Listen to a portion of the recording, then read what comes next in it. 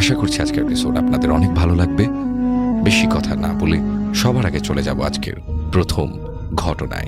এই ঘটনাটি যিনি পাঠিয়েছেন উনি একজন রেমিটেন্স যোদ্ধা ভাই। ওনার ঘটনায় আগেও আমরা প্রচার করেছি। ওনার নাম আহমেদ। উনি বর্তমানে সংযুক্ত আরব আমিরাতে রয়েছেন। ওনার দেশের বাড়ি নোয়াখালী জেলার বেগমগঞ্জ থানায়। উনি নোয়াখালীর SA কলেজ থেকে ডিগ্রিতে লেখাপড়া করেছেন। ওই ডিগ্রিতে লেখাপড়াকালীন ওনার ক্লাসমেট থেকে একটি ঘটনা উনি সংগ্রহ করেছিলেন বা অনেক আগে শুনেছিলেন আর কি। তো ওই ক্লাসমেটের সাথে এখনো ওনার সম্পর্ক খুব ভালো আছে।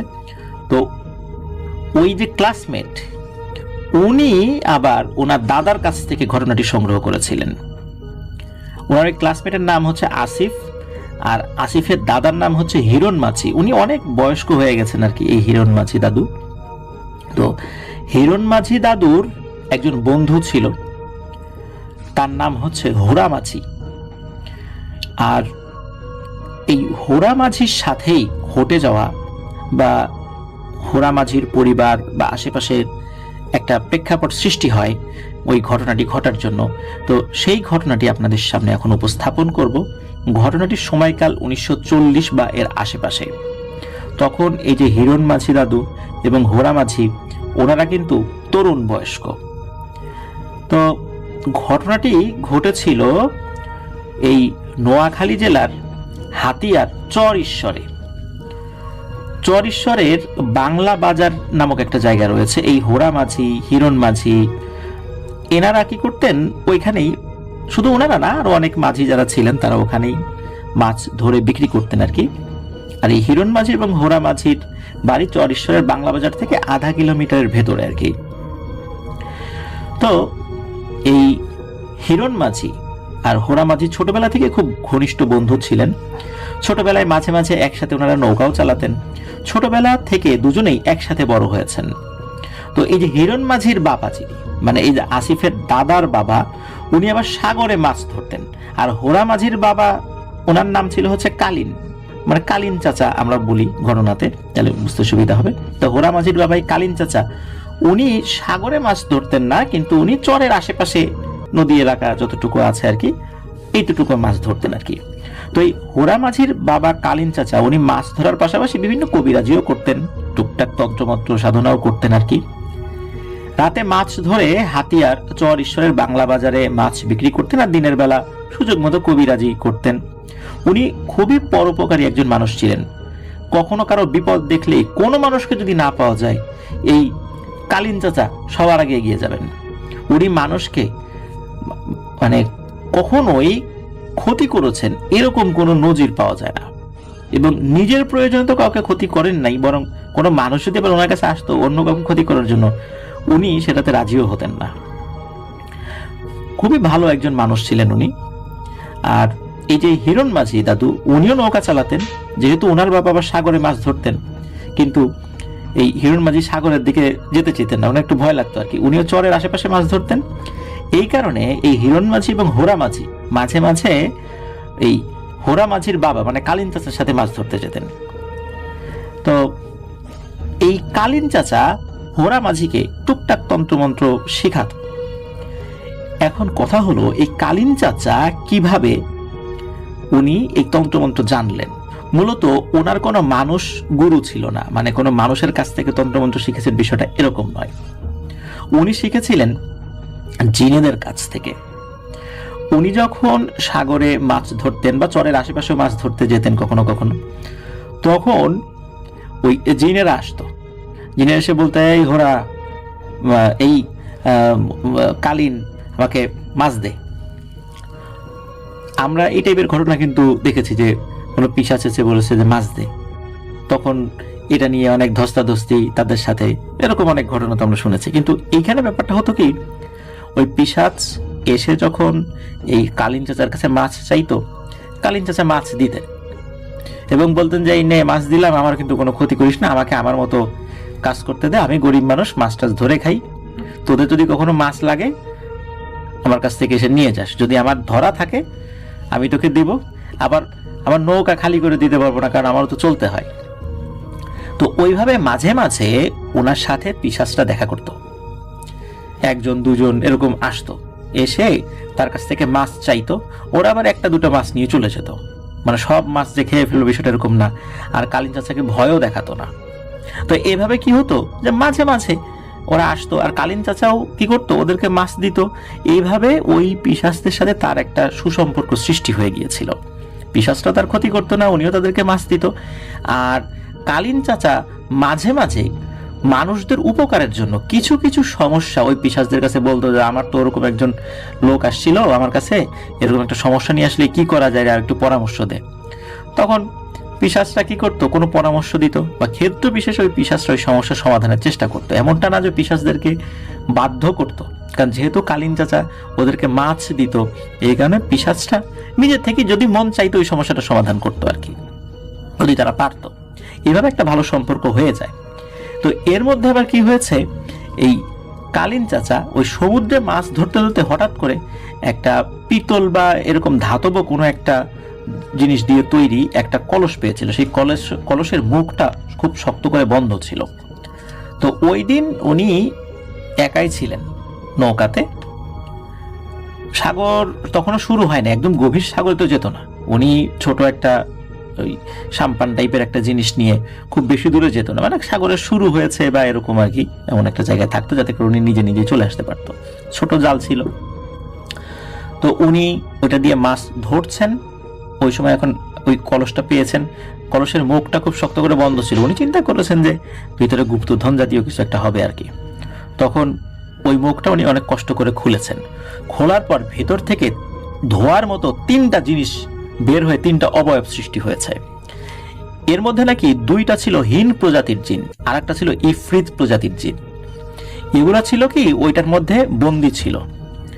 এগুলো যখন বের হয়ে, তখন তো রাতের বেলা, নিজেদের আকার ধারণ করেছে, তখন তো এই কালীন চাচা ভয় পেয়েছেন উনি, আর ওরাও মুক্তি পেয়ে তো খুব খুশি। এখন ওই তিনটা জিন চিন্তা করেছে যে এই যে আমাদেরকে যে মুক্তি দিল, এটা কি আবার কোনো তান্ত্রিক কবিরাজ কিনা, আবার আমাদেরকে বাধ্য করে কোনো কাজ করায় কিনা। এই চিন্তা করে ওরা মানে ভাবছে যে এই বেটাকে কি মেরে ফেলবো নাকি। এর মধ্যে কি হয়েছে, ওই যে পিশাচ যে জিনগুলো যারা ওর এই কালীন চাচার কাছ থেকে মাছ খেত, এরা আবার ওইদিকে এসেছে। আসার পরে তখন ওই পিশাচরা ওই তিনটা জিন, যে দুইটা হিন প্রজাতির জিন আর হচ্ছে একটা ইফরিত জিন, তাদেরকে বলেছে যে ওস্তাদ, এই কালীনকে কোনো ক্ষতি করেন না, এ ভালো লোক, আমাদেরকে মাছ দেয়, কিন্তু বিনিময়ে কখনো আমাদেরকে কোনো কাজ করতে বাধ্য করে না। এমনি মাঝে মাঝে বলে কোনো একটা মানুষের উপকারের জন্য, যদিও আমরা মানুষের উপকার করি না, কিন্তু তারপরেও ও যেহেতু আমাদের মাছ টাছ দেয়, এই জন্য কখনো কখনো মনে চাইলে কোনো কাজ করে দিই। তো ভালো মানুষ, আপনাদের কোনো সমস্যা করবে না, ও কোনো তন্ত্রমন্ত্র দিয়ে আবার আপনাদেরকে বন্দি করবে না, কোনো সমস্যা নেই, ওর কোনো ক্ষতি করেন না। তখন এই জিনদের সুপারিশ পেয়ে মূলত ওই তিনটা জিন খুশি হয়। তখন ওই তিনটা জিনের মধ্যে শক্তিশালী যে ইফরিত সম্প্রদায়ের যে জিনটা ছিল, সে ওই কালীন চাচাকে একটা মাদুলির মতো কিছু একটা জিনিস দিয়েছিল, বলেছিল যদি কখনো প্রয়োজন হয় শুধু তখন আমাকে স্মরণ করবা, চেষ্টা করব তোমার উপকার করার জন্য। এরপরেও এই সমুদ্রে মাছ ধরতে গিয়ে ওই জিনদের সাথে, মানে ওই যে তিনটা জিন বা আশেপাশে সবসময় যে দেখা সাক্ষাৎ হতো, এভাবেই মূলত ওনার সাথে এই জিনদের সখ্যতা সৃষ্টি হয়। আর ওই যে পিশাচ, যেই জিনেরা, তারপরে হিট এবং ইফরিদ, ওরাই মাঝে মাঝে কিছু কিছু তন্ত্রমন্ত্র ওনাদেরকে মানে কালীন চাচাকে শিখিয়েছিলেন। ওইটা দিয়েই উনি বিভিন্নভাবে মানুষের উপকার করতেন, কখনো ক্ষতি করতেন না। আর এই কালীন চাচা হোরা মাঝিকে, মানে কালীন চাচা তার ছেলে হোরা মাঝিকে বলেছিলেন যে তার মৃত্যুর পর এই যে যেই মাদুলির মতো যে জিনিসটা, যেটা ওই পিশাচ জিনেরা তাকে দিয়েছিল, তো উনি বলেছিলেন যে এই জিনিসটা আমার মৃত্যুর পর তুমি তোমার কাছে রাখবা, কখনো ওদেরকে দিয়ে জোর করে কাজ করাবা না, যদি না ওরা নিজের ইচ্ছায় কাজ না করে, আর মানুষের শুধু উপকার করবা, কখনো ক্ষতি করবা না। এইভাবে আস্তে আস্তে হোরা মাঝিকে উনি টুকিটাকি জিনিস শিক্ষা দিতেন, এই কারণে যে আসলে সমুদ্রে মাছ ধরতে যেতেন, কখন নৌকা ডুবি হয়, কখন কি সমস্যা হয়, এই বিষয়গুলো আসলে বলা যায় না। সবার যে স্বাভাবিকভাবে মৃত্যু হবে এমনটা তো ভাবা ঠিক না, যে কোনো বয়সে যে কোনোভাবে মৃত্যু হয়ে যেতে পারে। এই জন্য উনি এই হোরা মাঝিকে অল্প অল্প করে তন্ত্রমন্ত্র শেখাতে থাকেন। তো এভাবেই চলছিল, মানে বিষয়টা এইভাবে স্বাভাবিকভাবেই যাচ্ছিল। উনিও মাছ ধরছেন, পিশাচদেরকে মাছ দেন, হোরা মাঝিকেও কিছু শেখাচ্ছেন, তারপরে এই ভাবে মাছ টাছ ধরছিলেন আর কি। তো এখন কি হয়েছে যে ওই গ্রামে একজন মাতব্বর ছিল আর কি। এই মাতব্বরের বেশ কিছু নৌকা ছিল। উনি কি করতেন, মাঝিদেরকে জাল এবং নৌকা ভাড়া দিতেন। সারা রাত মাছ ধরে যত মাছ পাওয়া যেত এর 3 ভাগের 2 ভাগ নিত হচ্ছে ওই মাতব্বর, আর 1 ভাগ পেত হচ্ছে ওই মাঝিরা বা জেলেরা। ওনারা ওইটা বিক্রি করে জীবিকা নির্বাহ করতেন। এই যে মাতব্বর, এই মাতব্বর সে কি করেছিল, জোর জবরদস্তি করে এই কালীন চাচা মানে এই যে হোরা মাঝির পরিবারের বেশ কিছু জমি জবরদখল করে রেখেছিলেন। এইটা নিয়ে একটা সমস্যার সৃষ্টি হয়। এখন কালীন চাচা উনি তো গরিব মানুষ, আর ওনার পিশাচ বন্ধু বান্ধব থাকলেও কখনো তাদেরকে দিয়ে ব্যক্তিগত কাজে উনি লাগাতেন না তাদেরকে। তো উনি বারবার মাতব্বরকে বলতেন যে তিনি যেন তার দখলকৃত জমিটা ছেড়ে দেন, কিন্তু মাতব্বর এগুলো আসলে কোনো ভ্রুক্ষেপ করতো না, সোজা কথা আর কি। তো এখন এই যে সমস্যা, এই সমস্যা আস্তে আস্তে প্রকট হতে থাকে। কালীন চাচাও চেষ্টা করছিলেন মাতব্বরকে ফোর্স করে মানুষদেরকে দিয়ে, আরো যে গণ্যমান্য ব্যক্তি আছে তাদেরকে বলে জমিটা যেন উদ্ধার করা যায়। তো যখন গণ্যমান্য ব্যক্তিদেরকে দিয়ে মাতব্বরকে ফোর্স করানো হলো, মানে চাপ দেয়া হলো, তখন মাতব্বর বিষয়টা ভালোভাবে নেন নাই। এই মাতব্বরের কিছু চেলা ছিল, এই চেলাগুলো দিয়ে রাতের বেলা এই কালীন চাচার বাড়িতে আক্রমণ করায় এই মাতব্বর। আর ওনারও তো বয়স হয়ে গিয়েছিল কালীন চাচা, উনি বাসা থেকে তখন রেগুলার মাছ ধরতে বের হতেন না। তো যেই রাত্রে আক্রমণ করে ওই চেলারা, ওই রাত্রে উনি বাড়িতেই ছিলেন। ওই চেলাগুলাও ওই চেলাগুলাও ওই চিন্তা ভাবনা করেই গিয়েছিলেন যে আজকে তো আছে সে বাড়িতে। ওরা কি করেছে, গিয়েই বাড়ির চারদিকে আগুন ধরিয়ে দিয়েছে, আর বিভিন্ন তেল জাতীয় কিছু জিনিস যেগুলো আসলে খুব দাহ্য পদার্থ আর কি, এগুলো ছড়িয়ে দিয়েছিল, যার ফলে দাউ দাউ করে আগুন জ্বলে ওঠে। ওই রাত্রে আবার কি হয়েছে, এই যে হিরণ মাঝি আর হচ্ছে এই হোরা মাঝি, এই দুইজন আবার একত্রে মাছ ধরতে বেরিয়েছিলেন। ওই দিন দুইজন একটা নৌকা নিয়ে বেরিয়েছিলেন। এখন এই কারণে এই হোরা মাঝি উনি ওই রাত্রে বাসায় ছিলেন না। যখন সকালবেলা বাসায় আসেন তখন আসলে সব শেষ হয়ে গেছে, বাড়ি পুড়ে ছাই। কালীন চাচা, তার স্ত্রী মানে হোরা মাঝির মা, বাবা, আরো যে কয়েকজন পরিবারের সদস্য ছিল প্রত্যেকেই আগুনে পুড়ে একদম নির্মমভাবে নিহত হন। এদিকে হোরা মাঝি পরিবারের প্রত্যেকটা সদস্যকে হারিয়ে পাগলের মতো হয়ে যান, কান্নাকাটি বিলাপ। আসলে এই সান্ত্বনাটা কিভাবে দেবেন? হিরণ মাঝি তার বন্ধু কি সান্ত্বনা দিবেন তাকে? এই সান্ত্বনা দেওয়ার ভাষা তো আসলে নেই। এদিকে এই হোরা মাঝি বুঝতে পারেন যে এই কাজটা কে করেছে, কিন্তু তারা তো দুর্বল, ওই মাতব্বরের সাথে তো পেরে উঠবে না। সামাজিকভাবে ওই মাতব্বর অনেক শক্তিশালী ছিল, তার সাথে কোনোভাবে পেরে ওঠা সম্ভব নয়। ওই পোড়া বাড়ির ভেতর থেকে সেই মাদুলিটা উদ্ধার করেছিলেন, কারণ ওই মাদুলিটা মূলত ওই কালীন চাচার কোমরের সাথেই বাঁধা ছিল। যেহেতু আগুন ধরে গিয়েছিল, উনি ছটফট করেছিলেন, আগুন শরীরে যখন তার ধরে গিয়েছে এদিক ওদিক ছুটেছিলেন ঘরের মধ্যে, এই জন্য ওটা তো ওনার বডির সাথে ছিল না, বাড়ির অন্য জায়গায় ছিটকে পড়ে গিয়েছিল ঘরের মধ্যে আর কি। ওটা অনেক কষ্টে খুঁজে বের করেন, এবং ওইটা পাওয়ার পর তার বাবা তাকে যতটুকু তন্ত্রমন্ত্র বিদ্যা শিখিয়েছিলেন সেটা দিয়ে প্রতিশোধ নেয়ার চিন্তা করেন। আসলে তার প্রতিশোধের যেই স্পৃহাটা জেগে উঠেছিল এটা অমূলক নয়, এটা সত্য, কিন্তু উনি যে পদ্ধতিটা অবলম্বন করেছিলেন এটা মোটেও ঠিক নয়। তো যেটা হতো সেটা হলো, হোরা মাঝির পরিবারের সদস্য তো কেউ নেই, হোরা মাঝি খাবে কোথায়? তখন এই হিরণ মাঝি, এই হিরণ দাদু যিনি, ওনার বাড়িতে হোরা মাঝি দিনের বেলা আসতো, খাওয়া দাওয়া করতো, কিন্তু রাতের বেলা কখনোই আর হিরণ মাঝি বা হিরণ দাদুর সাথে মাছ ধরতে এই হোরা মাঝি বের হতো না। রাতের বেলা সাথে কোথায় থাকতো, কোথায় যেত, এটা কাউকে বলতো না। মাঝে মাঝে হিরণ মাঝি দাদু জিজ্ঞেস করতেন, কিরে হোরা, তুই আমাদের বাড়িতে চলে আয়, একসাথে মাছ ধরতে যাব। তোর মা বাবা মারা গেছে কিছু, আমার মা বাবাই তোর মা বাবা, তুই আমাদের বাড়িতে থাকবি। কিন্তু তারপরেও হোরা মাঝির চোখে মুখে প্রতিশোধের নেশা তখন চেপে বসেছিল। হোরা মাঝি এর মধ্যে কি করেছে, ওই যে মাদুলিটা দিয়ে ওই হিন এবং ইফরিত যে তিনটা, মানে একটা জিন ছিল এবং হিন যে দুটা জিন ছিল এবং অন্যান্য পিশাচ যেগুলো ছিল, তাদেরকে সে তলব করে। তলব করার পর তাদেরকে তার প্রতিশোধের ইচ্ছাটা জানায়। এরপর থেকেই মূলত ঘটনাটা ভয়ানকভাবে শুরু হয়। রাত হলেই এই চর ঈশ্বর যেন হয়ে উঠত ভয়ঙ্কর এক জগৎ। চারদিকে ঘোর অন্ধকার তো এমনিতেই থাকতো, আকাশ বাতাস যেন বিষাক্ত হয়ে উঠত। কোথাও কোনো ঝড় টন নাই, কিন্তু এই চর ঈশ্বরের উপর মনে হচ্ছে যে কালো মেঘ থাকতো রাতের বেলা।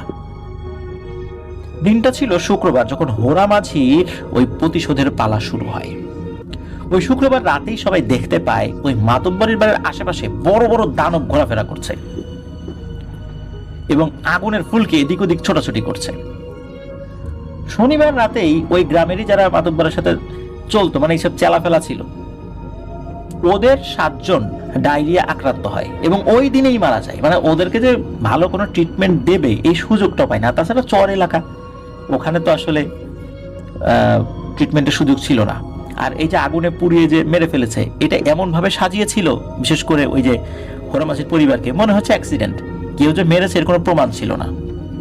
কিসের থানা পুলিশ করবে, কোনো সুযোগ নাই, কোনো প্রমাণ নাই। আর দুর্গম চর এলাকা ওই সময় ছিল, বুঝতেই পারছেন, সেই 1940 সালের আশেপাশের সময়, ব্রিটিশ পিরিয়ড। তখন তো পুলিশের কাছে যাওয়া, কেস কাবারি করা, এগুলো তো অত্যন্ত দুরূহ ব্যাপার ছিল। আর তাছাড়া প্রমাণই নাই কে মেরেছে, তো করবেটা কি? বাধ্য হয়েই এই হোরা মাঝি এই ভয়ানক সিদ্ধান্ত নিয়েছিল আর কি।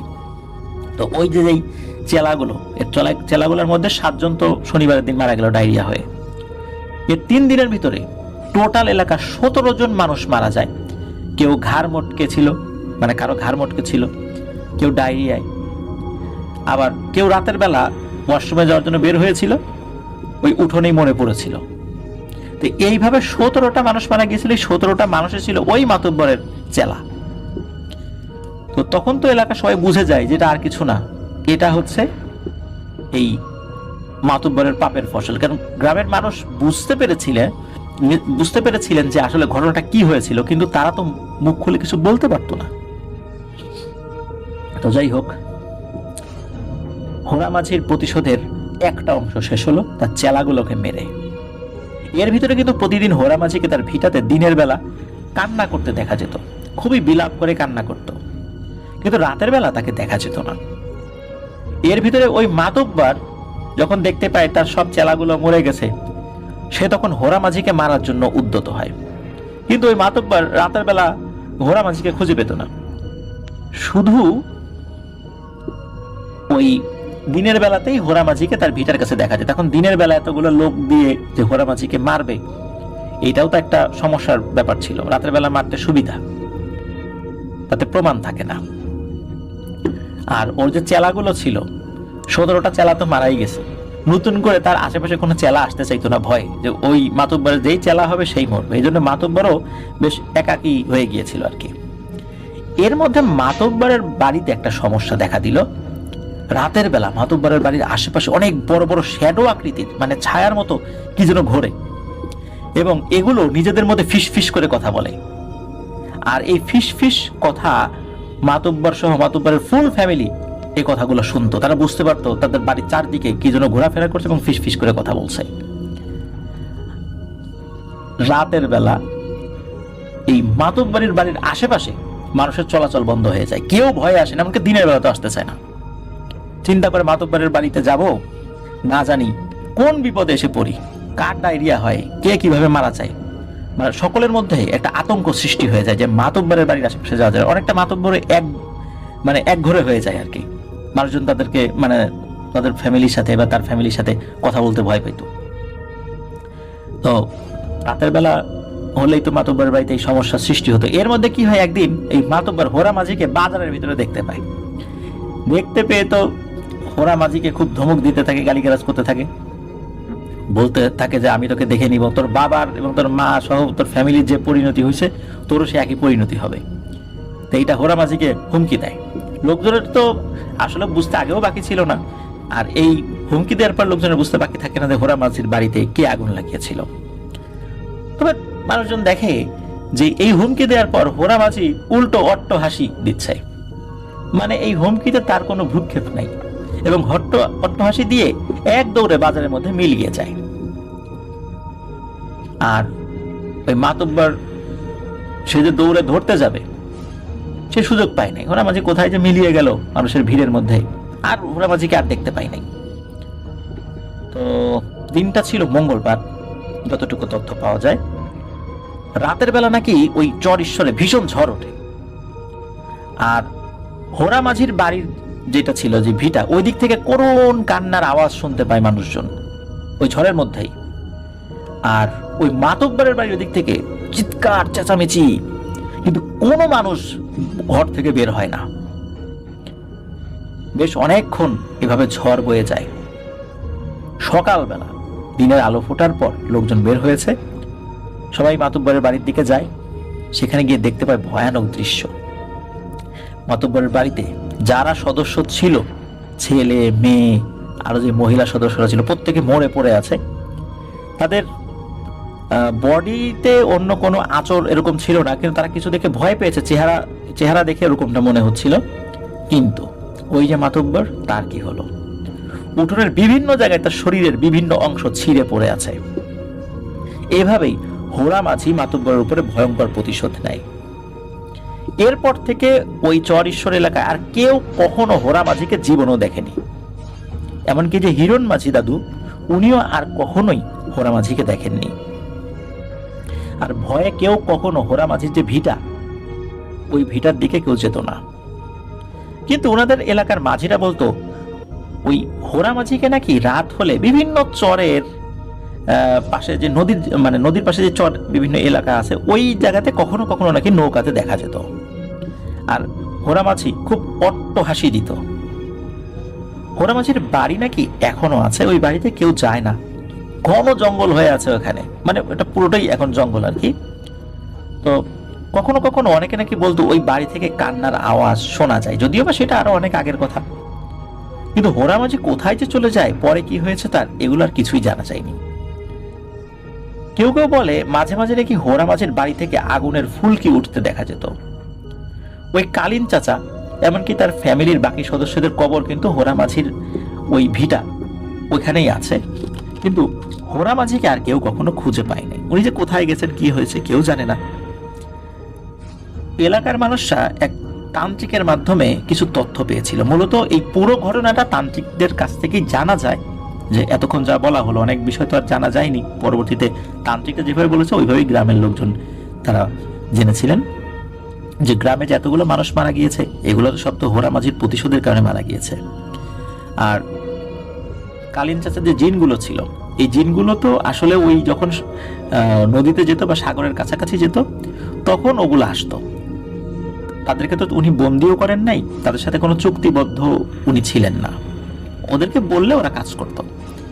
কিন্তু হোরা মাঝি যেহেতু ওই জিনদেরকে ডেকেছিল এবং অনুরোধ করেছিল যে তার বাবার হত্যার প্রতিশোধ যেন তারা নেয়, কিন্তু ওরা তো ছিল পিশাচ শ্রেণীর জিন, তারপরে হিন এবং ইফরিত সম্প্রদায়ের জিন। ওদের সাথে চুক্তি না করলে ওরা সাধারণত ওদেরকে দিয়ে কোনো কাজ করতে বাধ্য করানো যায় না, যদি না ওরা নিজের ইচ্ছায় না করে। কিন্তু আমার ইচ্ছায় বা আপনার ইচ্ছায় যদি কাজটা করতে হয়, তাহলে ওদের সাথে চুক্তিবদ্ধ হতে হবে। তো যেহেতু ওইটা হোরা মাঝির ইচ্ছাতে, এবং এই কাজটি করানোর জন্য হোরা মাঝিকে একটা চুক্তিবদ্ধ হতে হয়েছিল ওই ইফরিত এবং হিন সম্প্রদায়ের জিনদের সাথে। তখন ওই তান্ত্রিক বলেছিল এই চুক্তিটার শর্ত ছিল যে প্রত্যেকটাকে হত্যা করবে, বিশেষ করে যারা ওই ঘটনার সাথে জড়িত ছিল ওরা খুঁজে বের করে করে হত্যা করবে, কিন্তু শর্ত হলো এর বিনিময়ে এই হোরা মাঝিকে তাদের সাথে চলে যেতে হবে।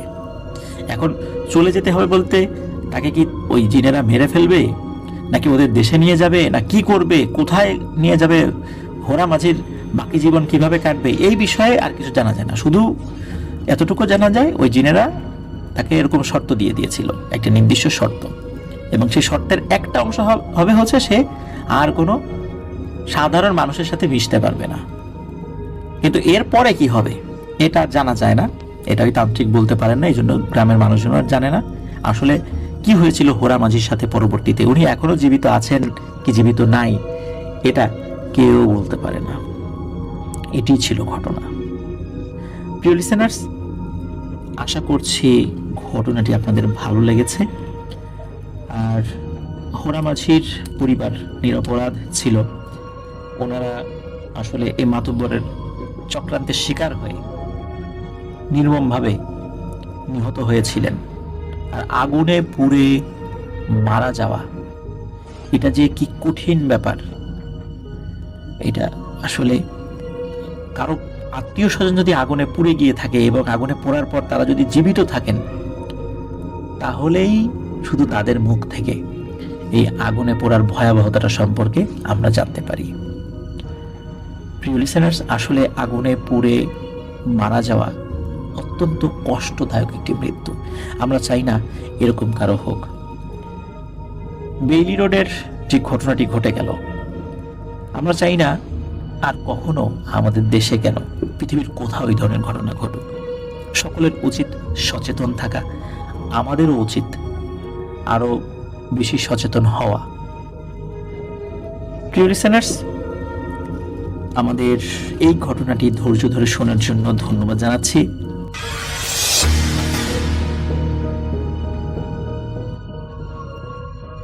এই ঘটনাটা শুরু করার পূর্বে আমি আপনাদের কাছে আমার বিশেষ কৃতজ্ঞতা পোষণ করতে যাচ্ছি, কারণ এই ঘটনাটি আমাদেরকে পাঠানো হয়েছে আমেরিকার ফ্লোরিডা থেকে, এবং এত দূর পর্যন্ত বাংলা ভাষাভাষী মানুষের কাছে ভূত নাইটকে আপনারাই পৌঁছে দিয়েছেন। যারা ফেসবুকে লাইভ অডিও স্ট্রিমিং শুনে থাকেন, তারা শেয়ার করে থাকেন, এবং সেখান থেকে সারা পৃথিবীময় বাংলা ভাষাভাষী যে মানুষরা রয়েছেন তারা কিন্তু এই অনুষ্ঠানটা শুনছেন এবং ভালোবাসছেন। সেজন্য আপনাদের কাছে বরাবরের মতো আমি আবারও কৃতজ্ঞ। ঘটনাটি আমাদেরকে পাঠানো হয়েছে আমেরিকার ফ্লোরিডা থেকে, এবং ঘটনাটি পাঠিয়েছেন মেহেরিন জামান। আমি সরাসরি ঘটনায় চলে যাচ্ছি। Hello mister Shafin, hope you are doing well. আমার নাম মেহেরিন জামান। আমিও আমার পরিবার বর্তমানে ফ্লোরিডাতে আছি। আমার স্বামী একটা প্রাইভেট ফার্মে আইটি ডিপার্টমেন্টে কাজ করেন। কিছুদিন আগে ওর একজন কলিগ এবং তার স্ত্রী ও 2 ছেলে আমাদের বাড়িতে আসেন। যেহেতু আমরা বাঙালি, তাই আড্ডার মধ্যে ভূত প্রেতের কথা না উঠলে আড্ডাটা জমে না বললেই চলে। ডিনারের পর সবাই আমরা একসাথে বসে গল্প করছিলাম। আমি প্রথম কথাটা তুলেছিলাম। আমার স্বামীর কলিগকে জিজ্ঞেস করলাম ওনারা ভূতে বিশ্বাস করেন কিনা। স্বাভাবিকভাবেই আমেরিকানরা আমাদের মতো অতটাও ভূতে বিশ্বাস করে না, কিন্তু এই লোকটাকে দেখলাম সাথে সাথে জবাব দিল, yes, I do believe in spirits. কেন জিজ্ঞেস করাতেই তিনি আমাকে তাদের সাথে ঘটে যাওয়া ঘটনাটা শেয়ার করেন। সেটাই আপনাকে লিখে পাঠাচ্ছি। ঘটনাটি পড়ে শোনালে অনেক খুশি হব। 2015 সালের কথা। আমরা তখন ফ্লোরিডায় নতুন এসেছি। আলাবামার কাছে একটা বাড়ি ভাড়া নিয়ে সেখানেই 2 ছেলে আর স্ত্রীকে নিয়ে থাকতাম। বাড়িটাতে বেশ কয়েকদিন কাটানোর পর আমাদের 5 বছর বয়সী বড় ছেলে বেশ অদ্ভুত আচরণ করতে শুরু করে। প্রায় এক অদ্ভুত ভঙ্গিতে ও আমাদেরকে বলে, আমি তোমাদেরকে মেরে ফেলব। ছুরি দিয়ে আমাদেরকে আক্রমণ করার চেষ্টা করত। আমাদের ছোট ছেলের বয়স তখন 2 বছর। একদিন দুপুরে আমার স্ত্রী যখন কিচেনে, তখন হঠাৎ ছোট বাচ্চাটার কান্নার আওয়াজ এসে দৌড়ে ঘরে গিয়ে দেখে আমার বড় ছেলে হাতে ছুরি নিয়ে ছোট বাচ্চাকে মারার চেষ্টা করছে। সেদিনই আমরা তাকে একজন ডাক্তারের কাছে নিয়ে যাই। ডাক্তার পরীক্ষা নিরীক্ষা করে কিছু কড়া ডোজের ঔষধ দেন। আমার যদিও এত ছোট বাচ্চাকে এই ঔষধ দেওয়াতে মত ছিল না, তবে আমরা নিরুপায় ছিলাম। এরপর আরেকদিন কথা, আমি ড্রয়িং রুমে বসে টিভি দেখছি। আমার স্ত্রী বাড়িঘর গোছাচ্ছেন। কিচেনে চুলায় ডিম সিদ্ধ দেয়া ছিল আর চুলায় আরেক চুলে গরম পানি দেয়া ছিল। হঠাৎ আমার বড় ছেলে রান্নাঘর থেকে গরম পানির হাঁড়ি নিয়ে ওর ছোট ভাইয়ের উপরে ঠেলে দেয়। ওর গায়ের চামড়া অনেকটা পুড়ে যায়। হসপিটালাইজড করতে হয় ওকে। এই ঘটনার পরে আমরা একটা মানসিক ডাক্তারের পরামর্শে কিছুদিনের জন্য ওকে একটা মানসিক হাসপাতালে রেখে আসি। যেন এমন অদ্ভুত আর ভয়ানক আচরণ ও আর না করে।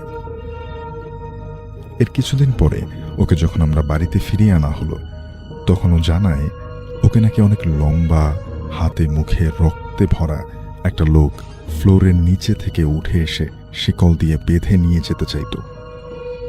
আর আরেকটা অদ্ভুত ব্যাপার হচ্ছে, পুরো বাড়িটাতে 4টে ঘরের মধ্যে ওর ঘরটা অদ্ভুত রকমের ঠান্ডা থাকতো সবসময়। ও বাড়িতে ফেরার পর 2 দিন থেকেই আবারও সেই অদ্ভুত আচরণ করতে শুরু করে।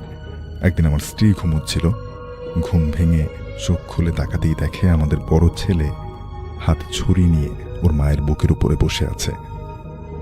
ও তখন এক ঝটকায় ওকে বুকের উপর থেকে সরিয়ে সেখান থেকে সরে আসে।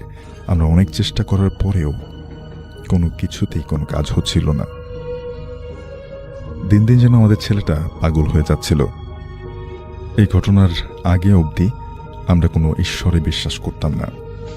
এক প্রতিবেশীর পরামর্শে আমরা চার্চে যাই। সেখানকার ফাদারের সাথে কথা বলে কিছু নথিপত্র নিয়ে আসি। সেগুলো পাঠ করে ঘর শুদ্ধির কথা বলেন ফাদার। আমরা যখন পাক পবিত্র হয়ে সেই লাইনগুলো পড়ছিলাম আর ঘরে পবিত্র পানি ছেটাচ্ছিলাম, ঠিক তখন আমার বড় ছেলে জোরে জোরে চিৎকার করছিল। আমরা দ্রুত কাজ শেষ করে ওর কাছে গিয়ে জিজ্ঞেস করি কি হয়েছে ওর। ও তখন জানায় আমরা যখনই যিশুর নাম নিচ্ছিলাম তখনই নাকি সেই লম্বা দেহি রক্তাক্ত লোকটা চিৎকার করছিল আর ওর শরীরে শিকল দিয়ে আঘাত করছিল। এই ঘটনার পরে আমরা ওই বাড়ি ছেড়ে দিয়ে অন্য জায়গায় চলে যাই। তারপর থেকে আর কোনো সমস্যা হয়নি। আমাদের ধারণা ওই বাড়িটাতেই খারাপ কোনো কিছু ছিল, যার কারণে আমাদের ছেলে এরকম আজব আচরণ করত। এবং সবকিছু মিলিয়ে আমরা অনেক ভয় পেয়ে গিয়েছিলাম। তবে এখন সবকিছু ঠিকঠাক আছে। শাফিন ভাই, this was our story. Hope you will like it. ভালো থাকবেন, সুরক্ষিত থাকবেন, শুভেচ্ছা রইল। ঘটনাটি আমাদেরকে আমেরিকার ফ্লোরিডা থেকে পাঠিয়েছেন মেহেরিন জামান।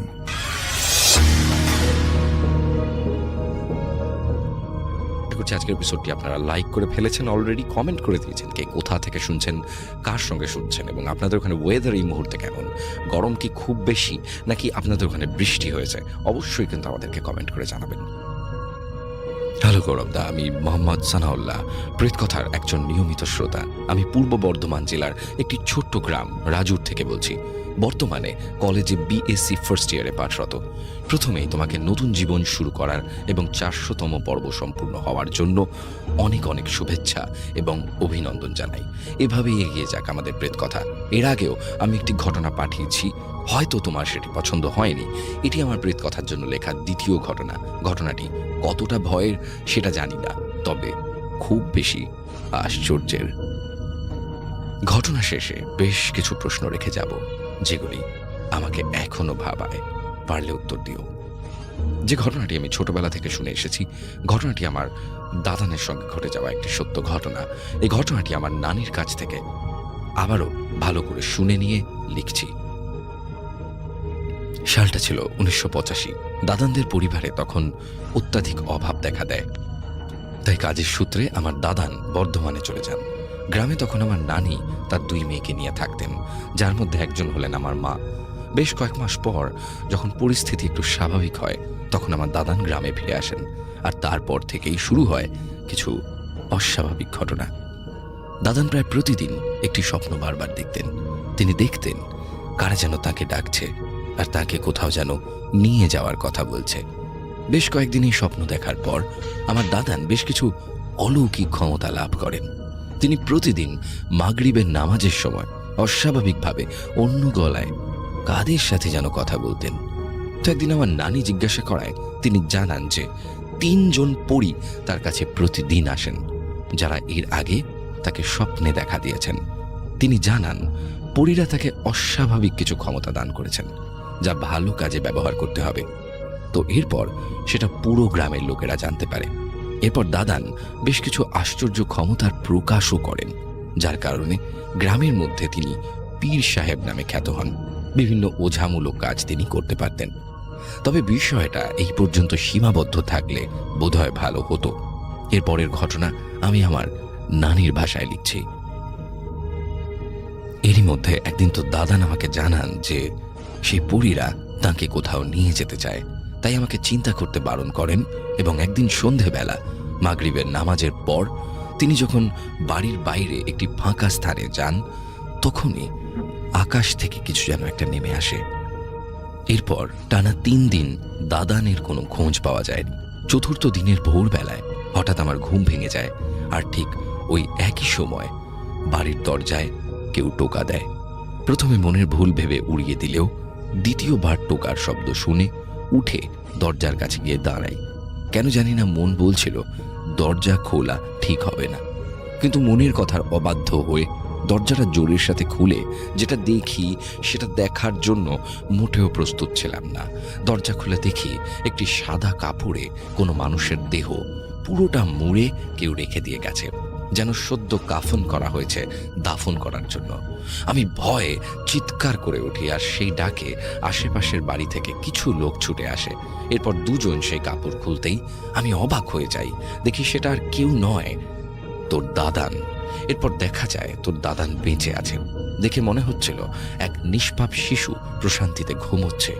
এরপর যখন তোর দাদানের ঘুম ভাঙে, তখন তিনি জানান সেই পরীরা তাকে কোথাও একটা নিয়ে গিয়েছিল, কিন্তু সেই জায়গার নাম তিনি বলতে পারেন না। এরপর আবার সব একই স্রোতে চলতে থাকে। সেই পরীরা যথাসময়ে আসতে থাকে, আর তোর দাদান আবার তাদের সঙ্গে কথা বলা শুরু করেন।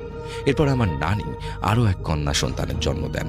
ঠিক তার 2 দিন পর একদিন সন্ধ্যার সময় পরীরা আসেন এবং সালাম জানান, কিন্তু এই দিন পরীর সেই সালাম দেওয়া এবং বলা কথাগুলো আমার নানি সহ আমার মা ও খালামাও শুনতে পান। নানির কাছ থেকে জানতে পারা যায় যে তারা এসেছিলেন বাড়ির নতুন সদস্যের নামকরণ করতে। তো তারা আমার ছোট খালামা বা ছোট মাসির নামকরণ করেন, যা বাড়ির সবাই শুনতে পান, আর তাদের কথা মতো সেই নামই রাখা হয়। এরপর অনেক বছর কেটে যায়। যখন আমার মায়ের বিয়ে ঠিক হয়ে যায়, তখন নাকি সেই পরীরা আমার দাদানের সঙ্গ ছেড়ে দেন এবং দাদান প্যারালাইজড হয়ে যান। এখন তিনি আর এই পৃথিবীতে নেই। 2 বছর হলো তিনি পৃথিবীর মায়া ত্যাগ করেছেন। গৌরবদা কিছু প্রশ্ন থেকেই যায়। ওই 3 দিন দাদা কোথায় ছিলেন? হঠাৎ করে কিভাবে তিনি সকলের সামনে থেকে উধাও হয়ে যান? বর্ধমান গিয়ে কি এমন হয়েছিল যার পর থেকে দাদা এমন হয়ে যান? কেনই বা পরীরা ছেড়ে যাওয়ার পর দাদা প্যারালাইজড হয়ে যান?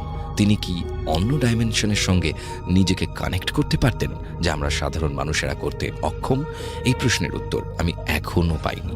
এই ছিল ঘটনা, গুছিয়ে লিখতে পারিনি। তুমি তোমার মতন গুছিয়ে বলো, আর ভালো লাগলে প্রেত কথার কোনো একটি এপিসোডে শুনিও। অপেক্ষায় থাকলাম। মোহাম্মদ সানাউল্লাহ শেখ।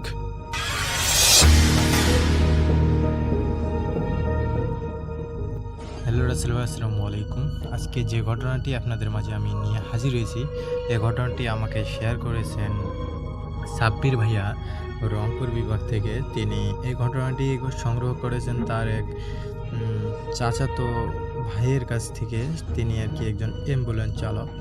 সেই অ্যাম্বুলেন্স চেরই একটা ঘটনা।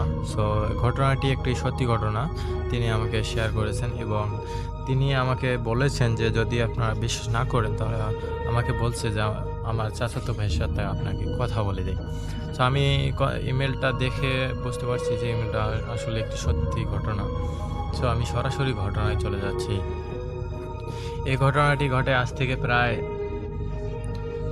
18 বছর আগের ঘটনা। তিনি সে সময় আর কি অ্যাম্বুলেন্স চালক ছিলেন, আর পরবর্তীতে তিনি এই পেশাটাকে ছেড়ে দেন। সো তার পরবর্তীতে তিনি আর কি অ্যাম্বুলেন্স গাড়ি ছেড়ে দিয়ে পরবর্তীতে উনি নিজে একটা মাইক্রো কিনে পরে মানে আর কি ভাড়া চালিত আর কি চালাইতেন। সো এরকম করে তার জীবনটা এখন পর্যন্ত চালিয়ে যাচ্ছে। সো যখন অ্যাম্বুলেন্স চালক ছিলেন তখন তিনার সাথে প্রায় এরকম প্যারানরমাল ঘটনা ঘটতো। সো সেদিনের ঘটনা ছিল একদম অদ্ভুত ধরনের একটা ঘটনা। সো এই ঘটনাটি ঘটে লীলফামারী মানে গ্রামে। সো এই ঘটনাটি ঘটে একজন যুবকের সাথে। সেই যুবকটি ছিল একজন মানে সে ক্লাস 10-এ পড়তো সেই সময় তিনি।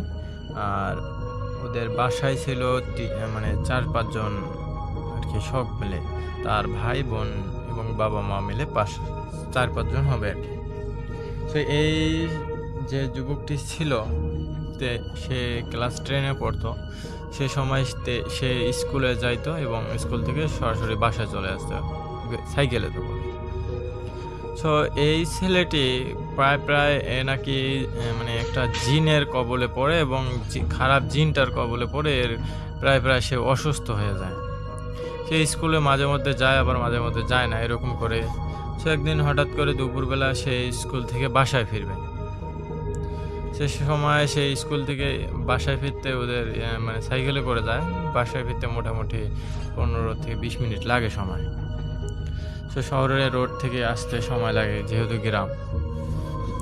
তো যখন ও আসতেছে বাসার দিকে, সো হঠাৎ করে দুপুরবেলা, তখন বেলা 1টায় 15-20 মিনিট এরকম বাজে। তো যখন ও সাইকেল নিয়ে আসছিল, মানে ওর নাম হচ্ছে রাকিব। ওর যখন সাইকেল নিয়ে রাস্তা দিয়ে আসতেছে, তখন হঠাৎ করে দেখতেছে যে সামনের দিকে 3-4টা ট্রাক আসতেছে, মানে বড় বড় ট্রাকগুলো। তো ওগুলো দেখে ও আবার আস্তে আস্তে সাইকেলটা চালাচ্ছে।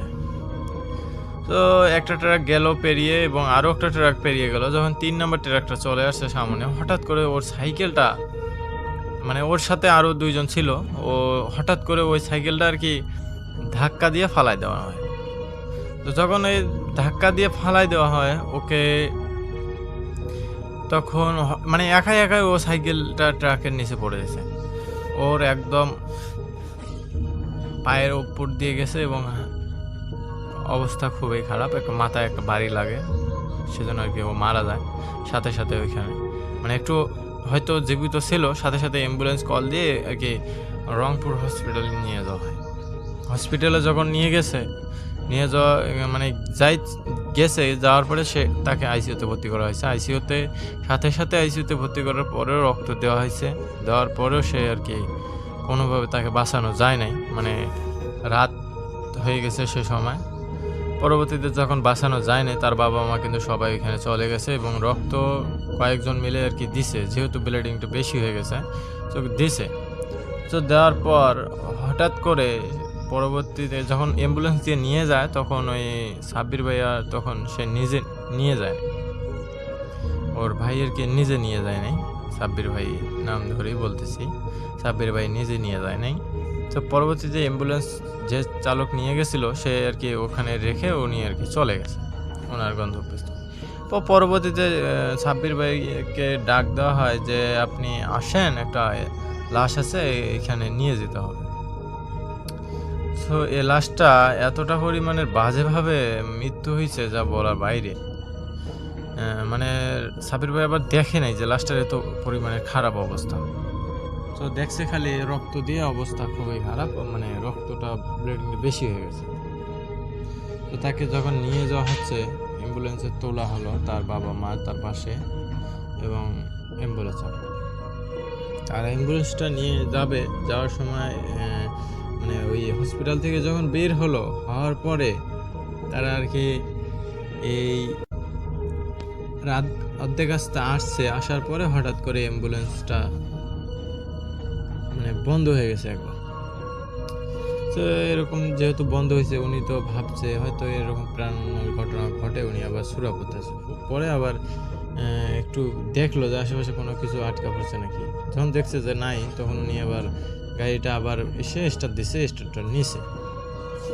তো হঠাৎ করে গাড়ি স্টার্ট নেওয়ার পর যখন গাড়িটা যাচ্ছে, গাড়িটা ঢলতেছে। তো ওই রাকিবের বাবার মা বলতেছে যে গাড়িটা ঢলতেছে, একটু দেখেন তো কি সমস্যা, আবার বাতিটা নিপতেছে জ্বলতেছে। তো উনি বলছে যে ড্রাইভার বললো যে হয়তো কোনো প্রাণনাল ঘটনা ঘটে, লাশ নিয়ে যাওয়ার সময় আপনারা কোনো চিন্তা করিয়েন না, সুরা পড়া। তো এরকম করে বলতেছে, উনি আর কি যাইতেছে। তো হঠাৎ করে যাওয়ার সময় একটা সময় অ্যাম্বুলেন্সটা একদম বন্ধ হয়ে যায় এক জায়গায়। তো যখন অ্যাম্বুলেন্সটা বন্ধ হয়ে যায়, এই লাশটা কিন্তু পিছনে ছিল, মাঝখানে আবার একটা বসার জায়গা ছিল, সেই জায়গায় আর কি ওর বাবা মা বসেছিল। তো তারা যখন গাড়িটা বন্ধ হয়ে যায়, তারা নামে গাড়ি থেকে, সবাই নামার পরে গাড়িটা মানে ড্রাইভার এই সাব্বির ভাই আবার গাড়িটা টেস্ট করতেছে যে কোনো সমস্যা বা কিছু নাকি, না চাকার সমস্যা। তো তখন দেখতেছে যে কোনো সমস্যা নাই, তিনি আবার মাথায় একটা আসলো যে লাশটাকে দেখি লাশটার কি অবস্থা। তো যখন লাশটাকে দেখতে গেছে তখন দেখে যে লাশটার মাথাটায় এতটা পরিমাণে চাপ পড়ে ফেটে গেছে, মানে মানুষ, একটা সাধারণ মানুষ দেখলে ভয়ে অবস্থা খুবই খারাপ। এটা আশ্চর্য বিষয়, লাশটার অবস্থাটা খুবই খারাপ, কারণ ডক্টর নাকি ওই লাশটাকে ওইখানে সেলাই দিয়েছিল, তারপরেও ওই জায়গাটা ফেটে গেছে এবং প্রচণ্ড পরিমাণে রক্ত বের হচ্ছে। এটা তো ওই রাকিবের বাবা মা দেখলে তো নিজে সহ্য করতে পারবে না, এই জন্য এই সাব্বির ভাই আবার নিজে বলে নাই, উনি সাহস করে আবার ওটা ঢেকে রাখছে, ঢেকে রেখে হাতটা আর কি, বোতলে পানি ছিল হাতটা ধুইছে, ধোয়ার পরে উনি বলছে যে আপনারা চড়েন, আমি গাড়িটা দিচ্ছি। তো এরকম করে যখন যায় ওনাদেরকে না বলে কোনোভাবে আর কি এই অ্যাম্বুলেন্সটাকে কোনোভাবে ওই বাসা পর্যন্ত নিয়ে গেছে। নিয়ে যাওয়ার পর তার আগে আবার এই অ্যাম্বুলেন্সটা যাওয়ার সময় অনেকগুলো এক জায়গায় 4-5টা কুকুর একদম তার সামনে দাঁড়িয়ে আছে। উনি তো ভাবছে হয়তো এগুলো কোনো সাধারণ কুকুর না, কারণ থাকলে হয়তো এরা হরেন দিলে চলে যেত, এরা সরতেছে না। তখন উনি কী করছে, অ্যাম্বুলেন্সটাকে উপর দিয়ে চলে গেছে। যখন উপর দিয়ে চলে গেছে তখন ওরা নিজে থেকে মানে কোনো কিছুই হলো না, যে ঝাঁকনি পাবে বা কোনো কড্ডে যাবে এরকম কিছুই হয় নাই। তো যখন এরকম কিছু হয় নাই তখন ওই রাকিবের বাবা বলতেছে যেহেতু এরকম করে হলো অ্যাক্সিডেন্ট একটা, আবার তো কুকুরগুলো এরকম করে বলার পর ওই সাব্বির ভাই বললো যে এটা কোনো সাধারণ প্যারানর্মাল একটা বিষয়, আপনার টেনশন করিয়েন না, এটা অরিজিনালি কুকুর না। তো যখন এরকম করে বলছে তখন এই রাকিবের বাবা একটু ভয় পাই দিতেছে যে হয়তো কিছু খারাপ কিছু ঘটতে যাচ্ছে, ভৌতিক কিছু। তো যখন এরকম কিছু হচ্ছে উনি আর কি সুরা পড়তেছে, ওরা দুইজনে সুরা পড়তেছে যে যাতে এরকম কিছু আর না হয়।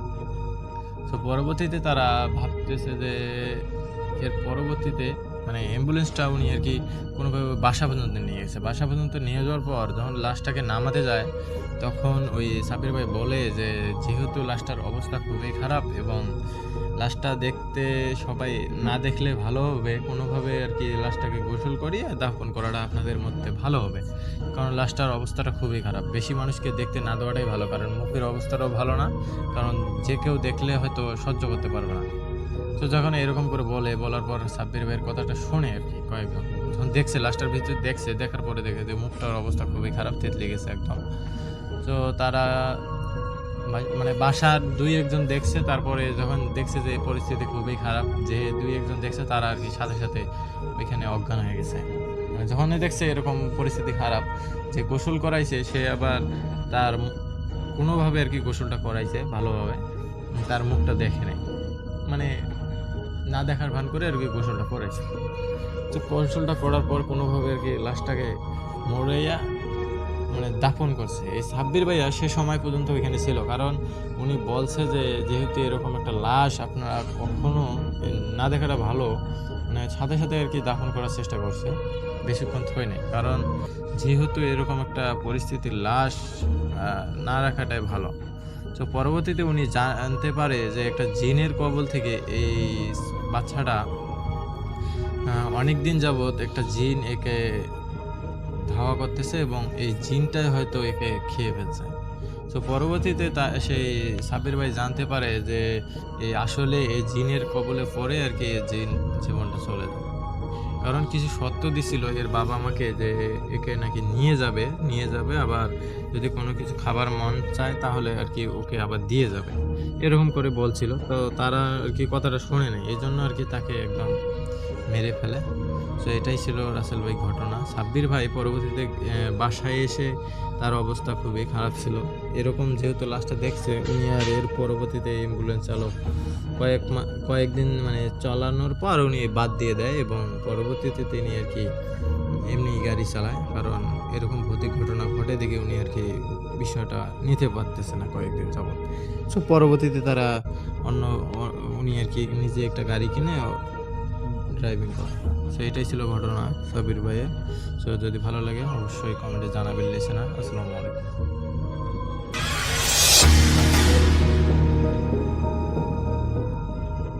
আসসালামু আলাইকুম লিসেনার্স, সামির আনসারি বলছি। তো আজকের এপিসোডে সবাইকে স্বাগত জানাচ্ছি। আজকে শুরুতে যে ঘটনাটা শেয়ার করব, এটা আমাকে একজন মেয়ে পাঠিয়েছেন এবং সেই আপু তিনি অনেক রিকোয়েস্ট করেছেন যে ঘটনাটা শেয়ার করার জন্য, এবং আমার বেশ ভালো লেগেছিল ঘটনাটা। তো ওই আপু উনি ওনার নাম বলতে মানা করেছে, দেখে ওনার নাম নিচ্ছি না আমি, ওনার একটা ছদ্মনাম দিচ্ছি অধরা। তো অধরা আপু উনি 2001 সালে, তখন ওনার 4-5 বছর বয়স। তো তখন তিনি তার খালার বিয়ের উপলক্ষে উনি ঢাকা থেকে ওনাদের দেশের বাড়ি দিনাজপুরে যান। তো দিনাজপুরে যাওয়ার পর ওনারা তো বিয়ে শাদী হয়, ওনার খালার ওনার ঘোরাঘুরি করেন। তো বিয়ের ঠিক কয়েকদিন পরেই আমাদের ফ্যামিলি মেম্বার যারা ছিল নবদম্পতিকে নিয়ে ভাবতেছিল যে ওরা একটু ঘোরাঘুরি করবে, গ্রামের মধ্যে ঘোরাঘুরি করবে। তো তখন অধরাপুর মোটামুটি হালকা বুঝ আছে, মানে তখন উনি জীবনে যা ঘটেছিল ওনার নাকি কিছু কিছু কথা মনে আছে। তো কোনো এক বিকালে এরকম ওনারা ফ্যামিলি মেম্বার প্রায় 8-10 জন ওনারা পুরো গ্রামের আশেপাশে ঘুরবে। তো ওনাদের বাড়িতে যারা মুরব্বী ছিল তারা বলে দিয়েছিল যে তোমরা যেখানেই যাও, নতুন বিয়ে হয়েছে, ওরা যাতে একটু মাগরিবের আগে এসে পড়ে। তো ওরা নাকি এরকম ঘুরতেছিল, গ্রামের আশেপাশে ঘুরতেছিল। তো এতটাই দূরে এসে পড়ছিল যে মাগরিবের আগে ওনাদের পৌঁছানো সম্ভব ছিল না। তখন ওই ফ্যামিলি মেম্বার একজন বলতেছে, দেখো বাড়ির পিছন দিয়ে যাই, তার পিছন দিয়ে গেলে ধান ক্ষেতের মাঝখান দিয়ে গেলে রাস্তাটা শর্টকাট হবে, আমরা তাহলে তাড়াতাড়ি মাগরিবের আগে যেতে পারবো।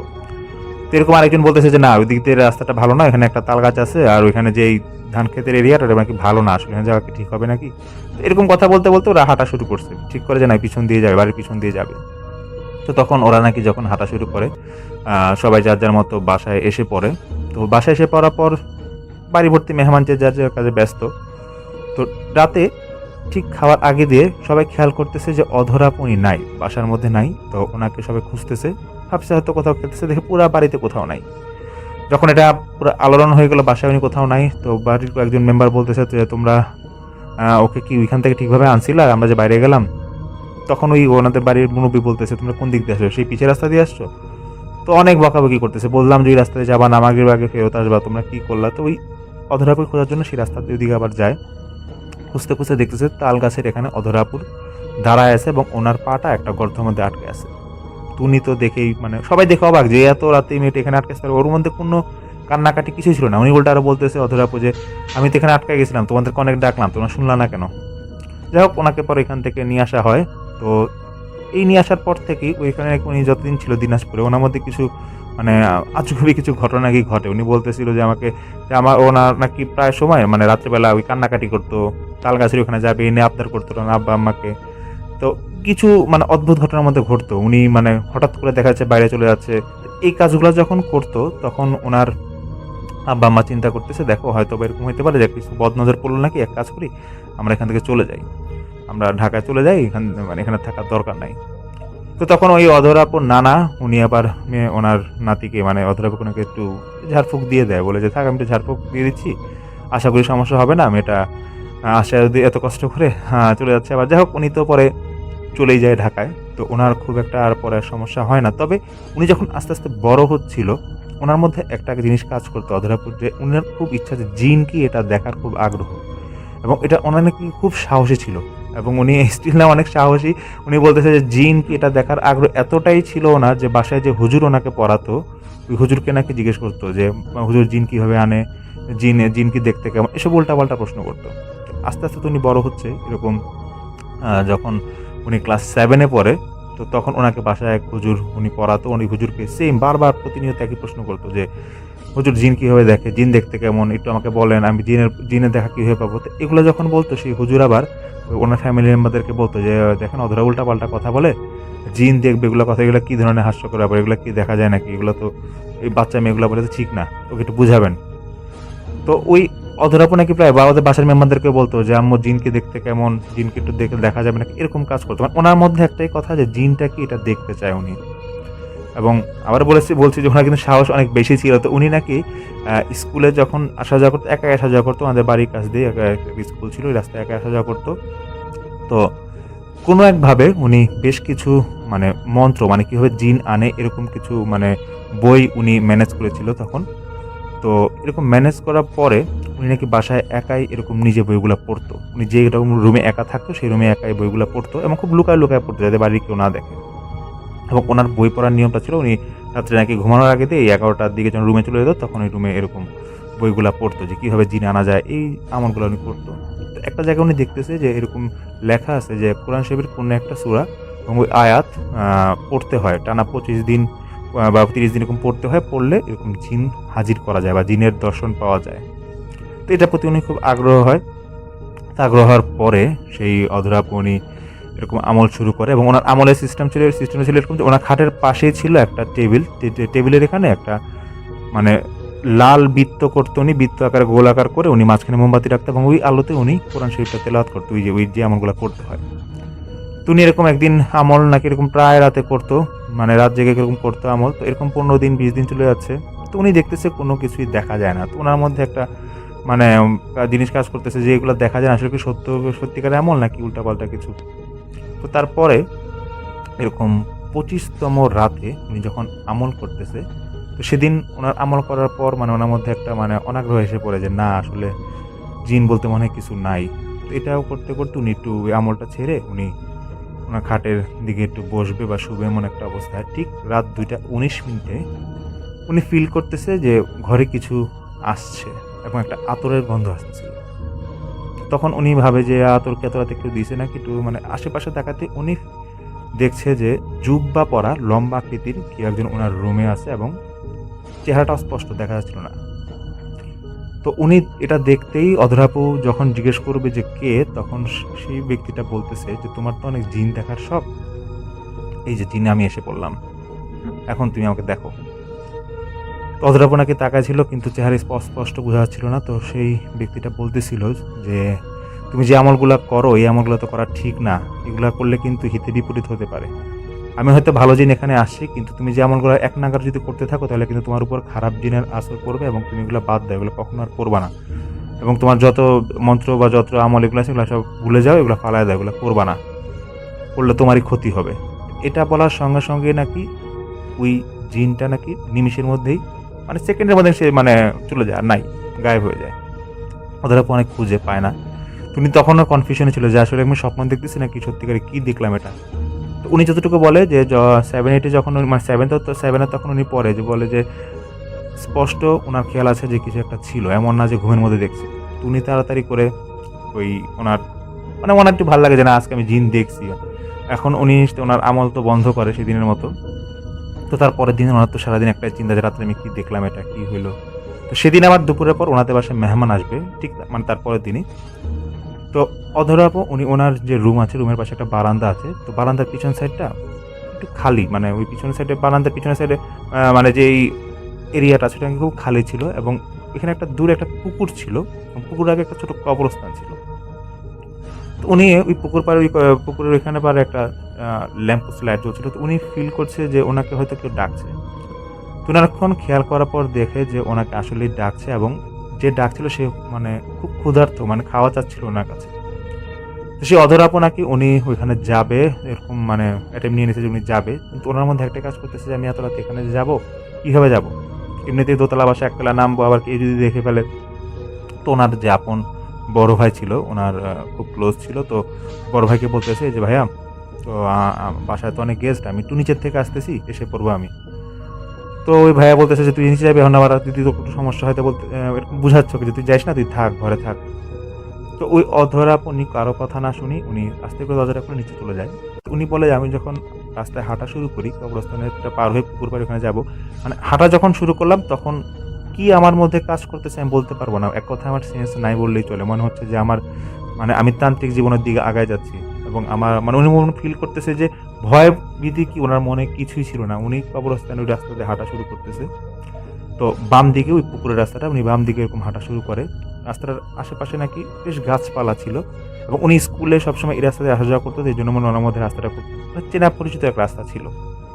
তো উনি যখন হাঁটতেছে হঠাৎ করে একটা বিড়াল ওনার সামনে আসে এবং উনি নাকি বিড়ালটাকে ধরতেই বিড়ালটাকে ওনার কোলে এসে পড়ে। তো উনি বিড়ালকে নিয়ে হাঁটা শুরু করে এবং হাঁটতে হাঁটতে উনি ঠিক পুকুর পাড়ে যাবে। পুকুর পাড়ে কাছাকাছি গিয়ে দেখে যে ল্যাম্প পোস্টে যে লাইটটা চলতেছিল সেই লাইট নিভানো, আসলে এখানে কোনো লাইট নাই। এবং উনি পুকুর পাড়ে এখানে একটা টিলার মতো ছিল, মাটির টিলার মতো, উনি টিলার উপর উঠে দেখতেছে যে আশেপাশে কিছুই নাই। তো বিড়ালটা নাকি তখন ওনার শরীর থেকে লাফ দিয়ে চলে যায়। তখন অধরাপু তো আশেপাশে মানে বুঝে যায় যে না আসলে এটা কিছু একটা খারাপ কিছু ঘটতে পারে। তুমি নাকি টিলা থেকে নিয়ে বাসার দিকে যেতে যাবে। তো হঠাৎ করে দেখতেছে উনি যে একটা কুকুর এবং কুকুরের পিছে একটা বাচ্চা মেয়ের অবয়ব, তো উনি অধরাপু যখন বুঝে গেল যে না, হয়তো গতকাল যে হুজুরটা বলছিল যে এই আমল করলে খারাপ কিছু ঘটতে পারে, এখন কি এরকমই কিছু আমার হলো নাকি আমি বুঝলাম না। তো উনি নাকি এরকম দৌড় দেওয়া শুরু করে এবং ওনার পিছু পিছু কুকুরটাও দৌড় দেওয়া শুরু করে এবং দৌড় দিতে দিতে মানে ওনার কথা হচ্ছে আমি বাসার দিকে যাবো, নাহলে আমি মেইন রাস্তার দিকে যাবো, কোনো রকম বাঁচি আমি। একটুখানি দৌড় দিতেই একজন বয়স্ক লোক ওনাকে দেখে বলতেছে তুমি কই যাও, সঙ্গে সঙ্গে হাত ধরে ফেলছে। তো অধরাপু বলতেছে আমার বাসা এখানে, আমি ওখানে যাবো। তো তিনি নাকি ওই লোকটার দিকে তাকাতেই দেখতেছে যে লোকটার চেহারা নাকি এত বিদঘুটে, মানে ওনার প্রচন্ড ভয় লাগে অধরাপুর। উনি নাকি ওই লোকটাকে মানে কোনো রকম হাত ছুটেই আবার দৌড় দেয় এবং মেইন রাস্তার মধ্যে এসে পড়ে এবং উনি বলতে পারে না যে ওনার বাসাটা কোন দিকে, ওনার তখন সেন্স কাজ করতেছিল না। তখন সে অধরাপু মেইন রাস্তায় গিয়ে লোকজন খুঁজতেছে যে কাউকে পায় নাকি। তখন উনি একজন মানে বয়স্ক একটা লোককে পায় এবং ওই লোককে বলতেছে যে আঙ্কেল আমি তো এরকম বাসা থেকে বের হয়েছিলাম, বাসাটা চিনতে পারতেছি না, আমার বাসা এরকম ঠিকানা। তুই ভদ্রলোক পরে বলে যে এতটা তুমি বের হলাম, আচ্ছা ঠিক আছে আমার বাসায় পৌঁছায় দিই। পরে নাকি ওই অধরাকে ওনাকে নাকি বাসায় পৌঁছায় দেয়। তারপর তো অধরাপু সেদিন বাসায় গিয়ে এরকম উনি ঘুমায় যায়। তো পরদিন নাকি দিনের বেলা প্রায় 11:30টার দিকে উনি ঘুম থেকে উঠে, তো উঠেই উনি শুনতেছে যে বাইরে ওনার আব্বা মারা খুব চিল্লাচিল্লি করতেছে, বলতেছে যে মেয়ে রাত্রেবেলা বাইরে যায় উল্টাপাল্টা কাজ করে, ওর মধ্যে জিন কি এসব নিয়ে উল্টাপাল্টা ও কাজ শুরু করে দিচ্ছে, এগুলো কি ধরনের কথাবার্তা, মানে ওদের মধ্যেই ফ্যামিলি মেম্বাররা খুব চিল্লাচিল্লি করতেছে। তেমন টাইমে ওনার ভাই আসে, অধরাপুর রুমে আসে, বলতেছে যে দেখ তুই যে এরকম কাজগুলো করিস, আব্বা মতো তোর এই সেই ব্যাগের থেকে জিনের বই বা কি কি তুই তন্ত্রমন্ত্র কি বই সবগুলো নিয়ে গেছে, তোর এগুলো এখন করা যাবে না, এগুলো আর করতে পারবি না। তো অধরাপুর একটা জিনিস মাথায় আছে যে যেই মন্ত্র বা যেই আমল করা লাগে ওনা কিন্তু মুখস্থ হয়ে গেছিল। তো ওনার কথা হচ্ছে বই নিয়ে নিছে, আমি আমার মন্ত্র বা আমল করেই যাব। তো যাই হোক ঠিক সেদিনই বিকেলের দিকে উনি নাকি শুয়েছিল রুমের মধ্যে। তো রুমের মধ্যে শুয়ে থাকার পর উনি বিকেলের দিকে ফিল করতেছে ঠিক ভর দুপুরের দিকে যে ওনাকে মাথার মধ্যে কেউ হাত বুলাচ্ছে। উনি মনে করছে ওনার আম্মু হয়তো বা এসে হাত বুলাচ্ছে এবং ওনার নাকি খুব আরাম লাগতেছিল। তো হঠাৎ করে উনি আম্মুর দিকে তাকাবে, পিছের দিকে তাকাবে, দেখতেছে একটা বাচ্চা মেয়ে এবং ওর মুখটা বাম দিক থেকে ডানে পুরোটা মানে চিরা অবস্থা, ছিঁড়ে গেছে, এখানে এরকম কেটে গেলে যেরকম হয়। এটা দেখে উনি সঙ্গে সঙ্গে অধরাপু উনি নাকি লাফ দিয়ে ঘুম থেকে উঠে যায় এবং উনি তাড়াতাড়ি ড্রয়িং রুমের আম্মুর কাছে চলে যায়। তো ওনার আম্মুকে আবার সাহস পাচ্ছিল না, কারণ ওনার আম্মুকে যদি এগুলো বলে তাহলে কিন্তু আবার দেখা যাবে যে আবার হিতে বিপরীত হতে পারে। তো উনি এগুলো কিছু বলে না, কিছুটা ভয় পায় উনি। তারপরে আবার রুমে আসে, ওনার দেখতেছে রুমে আর কিছু নাই এবং ওনার নাকি খুব দুর্বল হয়ে গেছিল সেদিন, মানে খুবই ক্লান্ত লাগতেছিল ওনার। তো সেদিনও ওনার খালারা নাকি ওনাদের বাসায় আসে। তো সেদিন রাতেই তো অধরাপু মানে চিন্তা করে যে আজকে আমার আমল করতে হবে, তাই কীভাবে আমল করবো, এখানে আজকে তো অনেক গেস্ট। তো উনি ওনার আম্মুর রুমে আগে শুতে চলে যায়, মানে আজকে ওনার আম্মুর সাথে থাকা লাগবে। তো উনি নাকি এরকম আবার আমল করতেছিল এবং আমল করার একটা পর্যায়ে উনি আমলটা বন্ধ করে দেয়। তো বন্ধ করে উনি ঘুমায় যায়। তো উনি ঘুমিয়ে মাঝরাতে হঠাৎ করে ঘুম থেকে উঠে উনি একটা বাচ্চার কান্নার আওয়াজ পেয়ে, এবং উনি দেখতেছে যে ওনার রুমে ওনার আম্মু এবং খালার আশেপাশে শুয়ে আছে ওনার। তো অধরাপু উনি ঘুম থেকে উঠে ওনাদের রুমের পাশে যে বারান্দাটা দেখতেছে, এখান থেকে কান্নার আওয়াজ আসতেছে। উনি এখানে যায়, যার পর দেখতেছে বারান্দা একটা পিলার ছিল, পিলারের ওই কর্নারে একটা মেয়ে কান্না আওয়াজ আসতেছে। উনি নাকি এটা মানে পিলারটা এরকম দেখতেছে একটা ছোট মেয়ে সাদা শাড়ি পরা, সে কাঁদতেছে এবং উনি বাইরের আলোতে যতটুকু দেখায় যে দিনের বেলা যে মেয়েটা দেখছিল মুখ চিরা এরকম একটা সেম একটা মেয়ে, এবং উনি এটা দেখে যে চিৎকার করতেছে ভয়ে। উনি বলতেছে যে চিৎকার করতেছে ঠিকই, কিন্তু ওনার মানে রুমের মধ্যে যারা আছে ওরা মনে হয় কি শুনতেছে না, মানে কেউই আসতেছে না মানে তার নিশ্চয় চিৎকার শুনতেছে না। তো অধরাপু নাকি এরকম মানে উনি যে বের হতে যাবে, তো ওই মেয়েটা নাকি ওনাকে হাত ধরে রাখছে, বাচ্চা মেয়েটা ওনার হাত ধরে রাখছে, বের হতে পারতেছে না।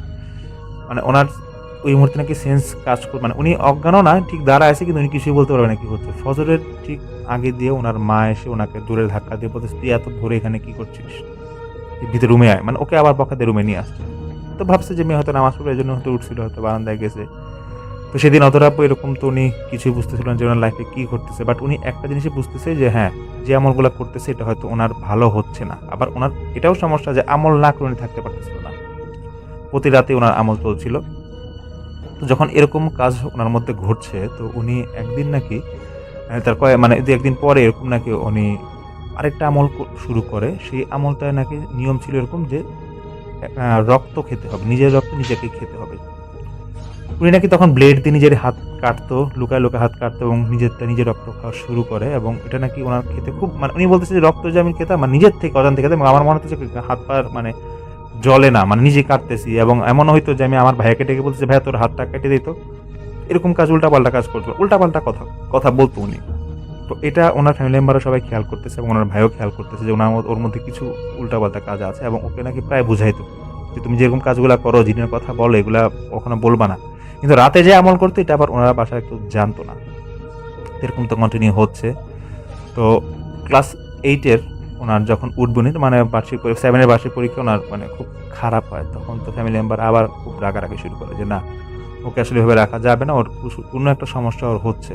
এবং অধর আপু বলে যে ভাই আমি রেগুলারলি একটা সমস্যা হয়ে যায় যে আমি আমল তারপর আস্তে আস্তে কমাই দিই, কিন্তু আমি রুমের মধ্যে বা আমার বাসার মধ্যে আমি কিছু একটা দেখি এবং ফিল করি কিছু আছে, এবং বাচ্চা মেয়েটাকে এরকম প্রায় সময় দেখতাম, কিন্তু অন্য কাউকে আমি কিছুই বলতাম না, কারণ কাউকে কিছু বললে আমাকে উল্টা বকাবকি করবে, এই ভয় আমি কাউকে কিছু বলতাম না।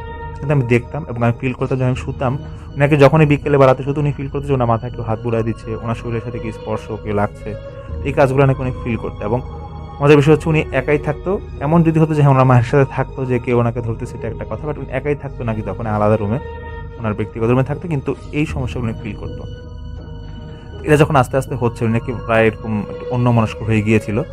তো কোনো একদিন উনি এরকম ভর দুপুরে ওনার স্কুল থেকে বাসার দিকে ব্যাক করবে।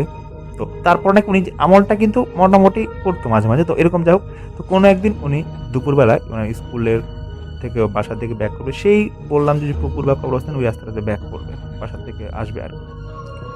তো একটা পর্যায়ে পুকুরের কাছাকাছি আসতে গাছপালা খুব বেশ গাছপালা ছিল আশেপাশে। তো উনি আসতে দেখতেছে যে একজন লোক ওনাকে ডাকতেছে।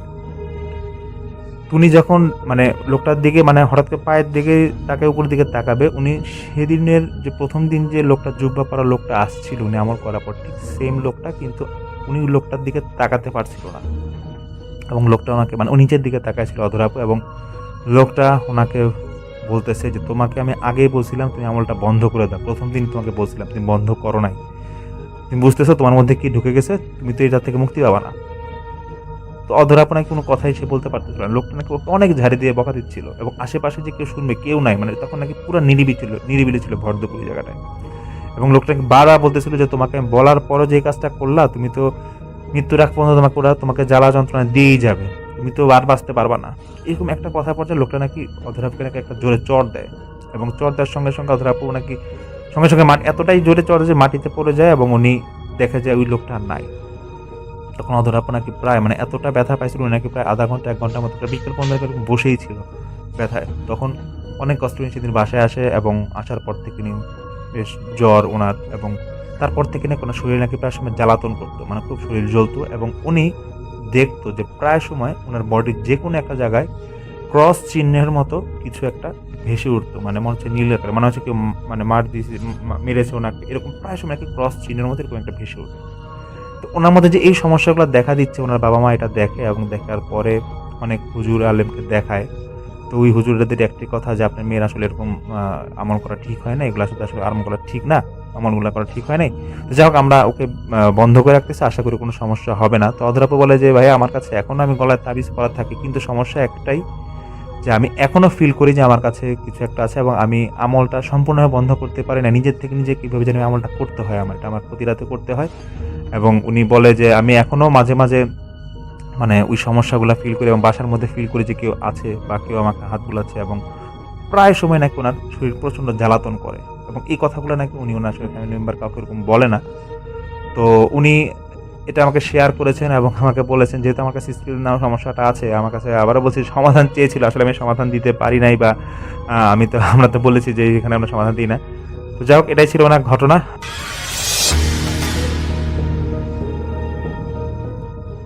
আমাদের সাথে শেয়ার করেছেন মনসুর উদ্দিন সংযুক্ত আরব আমিরাত থেকে, এবং তিনি কোনো একটি জায়গায় বসবাস করেন, স্পেসিফিক লোকেশন তিনি দিতে যাচ্ছেন না, মানে নির্দিষ্ট লোকেশন তিনি দিতে যাচ্ছেন না, তবে যেখানে তিনি যে প্রভিন্সে বা যেখানে তিনি বসবাস করেন সেই জায়গাটা ডেভেলপিং একটা জায়গা, সেটা আবার উন্নতি হচ্ছে সেই জায়গায়, এবং অনেক আমাদের দেশি মানুষ, বাংলাদেশি মানুষ এবং অন্যান্য আমাদের সাউথ এশিয়ানরা বসবাস করেন সেখানে। বেশ অনেক রকম কাজই করেন তারা, বিভিন্ন রকম প্রফেশনের সাথে যুক্ত। তো আমাদের মনসুর সাহেব তিনিও একটা দোকানে চাকরি করেন সেখানে, এবং তার থাকার জন্য যে জায়গাটা সেটা খুব একটু ডিফারেন্ট। তিনি বলেছেন তিনি যেখানে থাকেন সেই জায়গাটা বেশ অনুন্নত বলতে হচ্ছে অনেক প্রাচীন একটা জায়গা, এই জায়গা সম্পর্কে তিনি যে গ্রামটার কথা বলছেন যেখানে তিনি থাকেন, এটা একটা গ্রাম অ্যাকচুয়ালি বা বসতি, যেখানে তিনি থাকেন সেই জায়গাটা নাকি একসময় অ্যাবান্ডন হয়ে গিয়েছিল। অ্যাবান্ডন মানে মানুষজন চলে গিয়েছিল এখান থেকে। সেখানকার মানুষজন নাকি চলে গিয়েছিল অনেকটাই আমাদের দেশে যেমন আমরা শুনি যে বিভিন্ন রকমের রোগ বালাইয়ের ভয়ে আমাদের দেশে কিন্তু একটা সময় গ্রাম থেকে মানুষ সরে যেত, যে কোনো একটা রোগ দেখা দিয়েছে, রোগের জন্য মানুষ চলে যেত, এবং সেই আমাদের দেশের গ্রামের যেই ঘটনাটা প্রচলিত ছিল সেটা কিন্তু বেশ অন্যরকম, যে সেই রোগকে নাকি দেখতে পেত গ্রামের মানুষরা।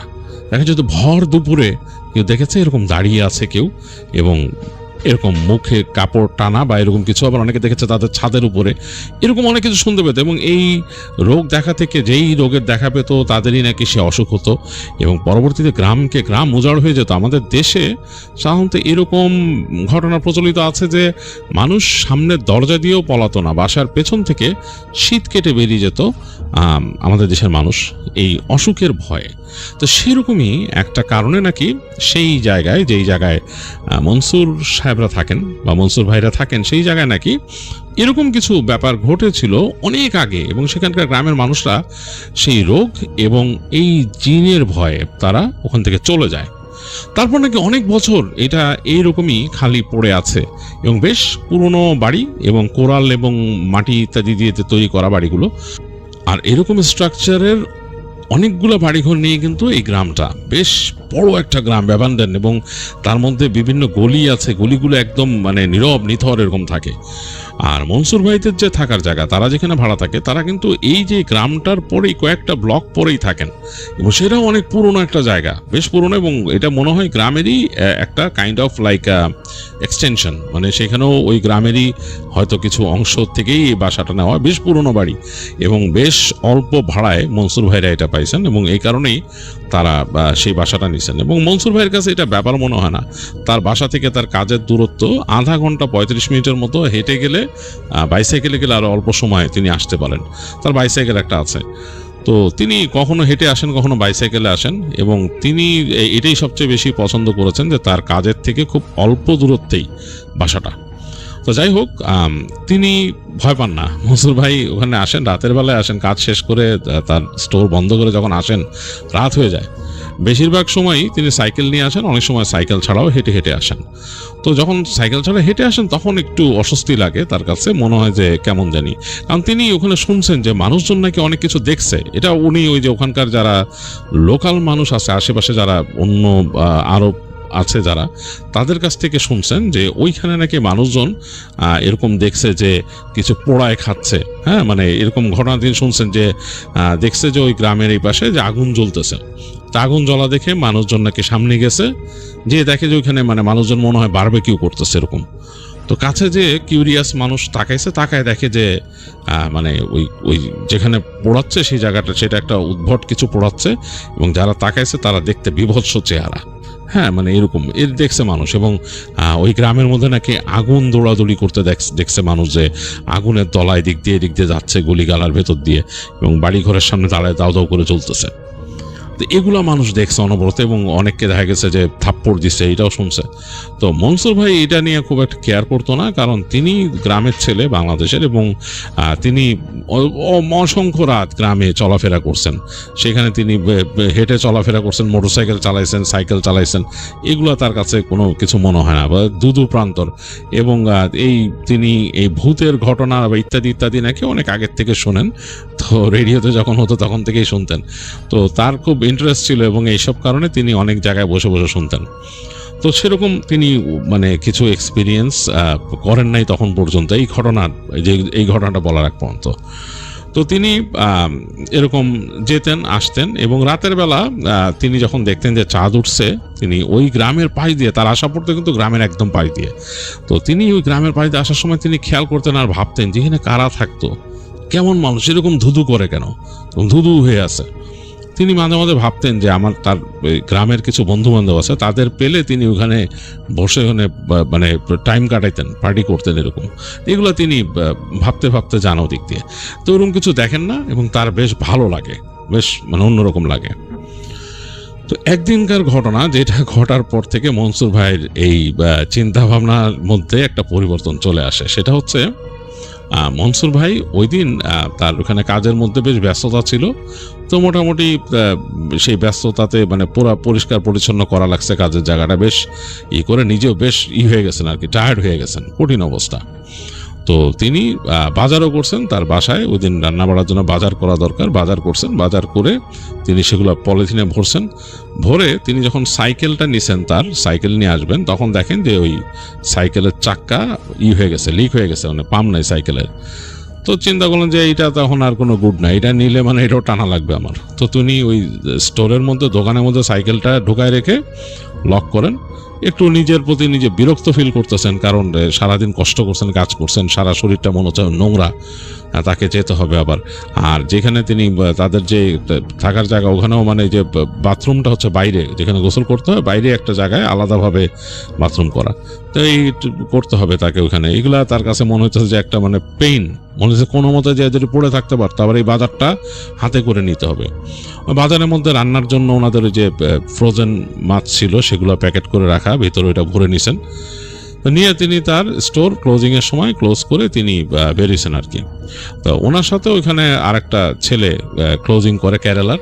তো দুইজনে মিলে ক্লোজিং করে উনি বেরিয়েছেন, বের হয়ে হাঁটা দিয়েছেন। তো ছেলেটা তার সাথে কিছু দূর পর্যন্ত আসছে, হেঁটে তারপর বলতেছে যে তার বাসা আরেক জায়গায়, সে চলে গেছে হেঁটে আরেক জায়গা দিয়ে। আর মনসুর ভাই হেঁটে হেঁটে আসতেছেন। তো আসতেছেন, তার কাছে বেশ ভালোই লাগতেছে, কারণ না গরম না ঠান্ডা, এরকম একটা আবহাওয়া, এবং রাতের বেলা একটু ঠান্ডাই একটু বেশি পড়ে যায়। তো এরকম ধরে মূল রাস্তা ধরে হাঁটতে হাঁটতে হাঁটতে হাঁটতে তো তারপরে যেতে গলিতে ঢুকলেন তিনি। এখান দিয়ে কিন্তু গলি দিয়ে ঢুকে তারপরে তার ঢুকতে হবে সেই যে ওই তার অঞ্চল, ওখানে সেই গ্রামের পাশের রাস্তা দিয়ে তাকে যেতে হবে। তো তিনি যাচ্ছেন, হাতের মধ্যে যেহেতু বোঝা একটু অন্যরকম লাগতেছে, মানে একটু কষ্ট লাগতেছে হাতের মধ্যে, কারণ এই বারবার হাত বদল করেন, এই হাত থেকে ওই হাতে নেন। এর মাছের ব্লক কতগুলা ভিতরে, আর টুকিটাকি আরও কিছু জিনিস আছে, এটা ফ্রোজেন ফিশের ব্লক। তো এগুলা তিনি এক হাত থেকে আরেক হাতে নেন, আবার হাঁটতেছেন আর যাচ্ছেন। তো এক সময় তিনি ওই গ্রামের পাশ দিয়ে আসলেন আর কি, এসে তিনি যাচ্ছেন। তো কি জন্য জানি তার কাছে মনে হলো যে এই পাশে একটা শর্টকাট আছে। শর্টকাটটা হচ্ছে তিনি সবসময় খেয়াল করছেন, তো কখনো যান নাই। তিনি খেয়াল করছেন যে তিনি যদি এইখানে একটা গলি দিয়ে গিয়ে ওই গ্রামের ঘরবাড়ির ভেতর দিয়ে একটা জায়গা আছে গলি, তিনি ওইটা দেখছেন আগে, যে এই গলি দিয়ে যদি তিনি বা দিয়ে কেটে ডান দিক দিয়ে বেরোলে একদম কিন্তু তার বাসার পাশের অংশটাতে যে তিনি উঠবেন। তার কাছে হঠাৎ মনে হলো যে আমি এই শর্টকাটটা নেই। এই চিন্তা করে তিনি হেঁটে ওই গলিতে ঢুকে গেলেন। ঢুকছেন রাতের বেলা, কিন্তু এখন কিন্তু এইখানে কিন্তু কোনো ল্যাম্পপোস্ট নাই, অন্ধকার, কিন্তু শুধু চাঁদের আলোতে ওই জায়গাটা আলোকিত হয়ে আছে। তো আকাশে চাঁদের আলো, এই চাঁদের আলোটা পুরো যখন একটা জায়গায় পড়ছে, কিন্তু ওই জায়গায় মানুষ নাই, শুধু ঘর বিভিন্ন, মানে আপনি বুঝতেছেন ঘর, এবং খুব পুরনো ঘর, এবং আপনি জানেন যে একসময় মানুষ থাকতো, মানুষ এই জায়গাগুলো ভূতের ভয়ে অ্যাবান্ডন করে চলে গেছে। তখন কিন্তু আপনার কাছে আরও বেশি ভীতিকর মনে হবে। তো মনসুর ভাইয়ের কাছে হঠাৎ করে এরকম দেখার পরে মনে হইতেছে যে হতে পারে, তার কাছে একটু ভয় লাগতেছে, মনে মনে বিভিন্ন রকমের চিন্তা ভাবনা মাথায় উকি দিতেছে। তো তিনি হেঁটে যাচ্ছেন, হঠাৎ করে বাঁয়ে তাকান, দেখেন যে ঘরগুলা দরজাগুলা খা করতেছে, দরজা নাই ওইটাতে, দরজা নাই, জানালা নাই, পাল্লা নাই, পুরা খা করতেছে। আবার কয়েকটার মধ্যে এরকম দরজা জানলা আছেও। তো তিনি আরও সামনে গেলেন, একই অবস্থা, এবং তিনি একবারে দেখলেন যে কয়েকটা ঘর এরকম লাইন দেয়া। তো যখন তিনি এরকম হেঁটে হেঁটে বেরোচ্ছেন, তো মোটামুটি কিন্তু ওই অংশটা পার করে ফেলছেন। এইবার আরেকটা টার্ন নিয়ে যে ঢুকছেন, এই জায়গায় এরকম আরো কতগুলা ঘর, তো আর ডান দিকে কতগুলা ঘর আছে এই পাশে এরকম। তো তিনি মাঝখান দিয়ে চলে যাচ্ছেন। তো তিনি একটা ঘরের পাশ দিয়ে যাওয়ার সময় তিনি দেখতেছেন ওই ঘরের মধ্যে মনে হয় দরজা ছিল এক সময়, কিন্তু দরজাটা জরাচিহ্ন খোলা। এটা কেমন যেন বলছে বাড়ি খাচ্ছে, ঠাস ঠাস ঠাস ঠাস করে। তো মনসুর ভাই বোঝার চেষ্টা করলেন যে বাতাস নাই, মানে ওইরকম বাতাস নেই, হালকা মৃদু মন্দ বাতাস তো লাগতেছে গায়ে। এই ঠাস ঠাস ঠাস ঠাস শব্দটা কেমন হইতেছে, ভাঙা দরজার বাড়ি খাওয়ার, কিন্তু বাতাস নাই। তো তিনি একবার ভাবলেন এখানে কি মানুষ থাকতেছে কেউ। পরে চিন্তা করলেন আরে মানুষ থাকলে তো বাতি জাতি জ্বলবে, আর একটা ঘরে কি মানুষ থাকবে, থাকলে তো আরো মানে কয়েকটা ঘর থাকবে আশেপাশে, এইভাবে তো একটা ঘরের মধ্যে মানুষ উঠে না।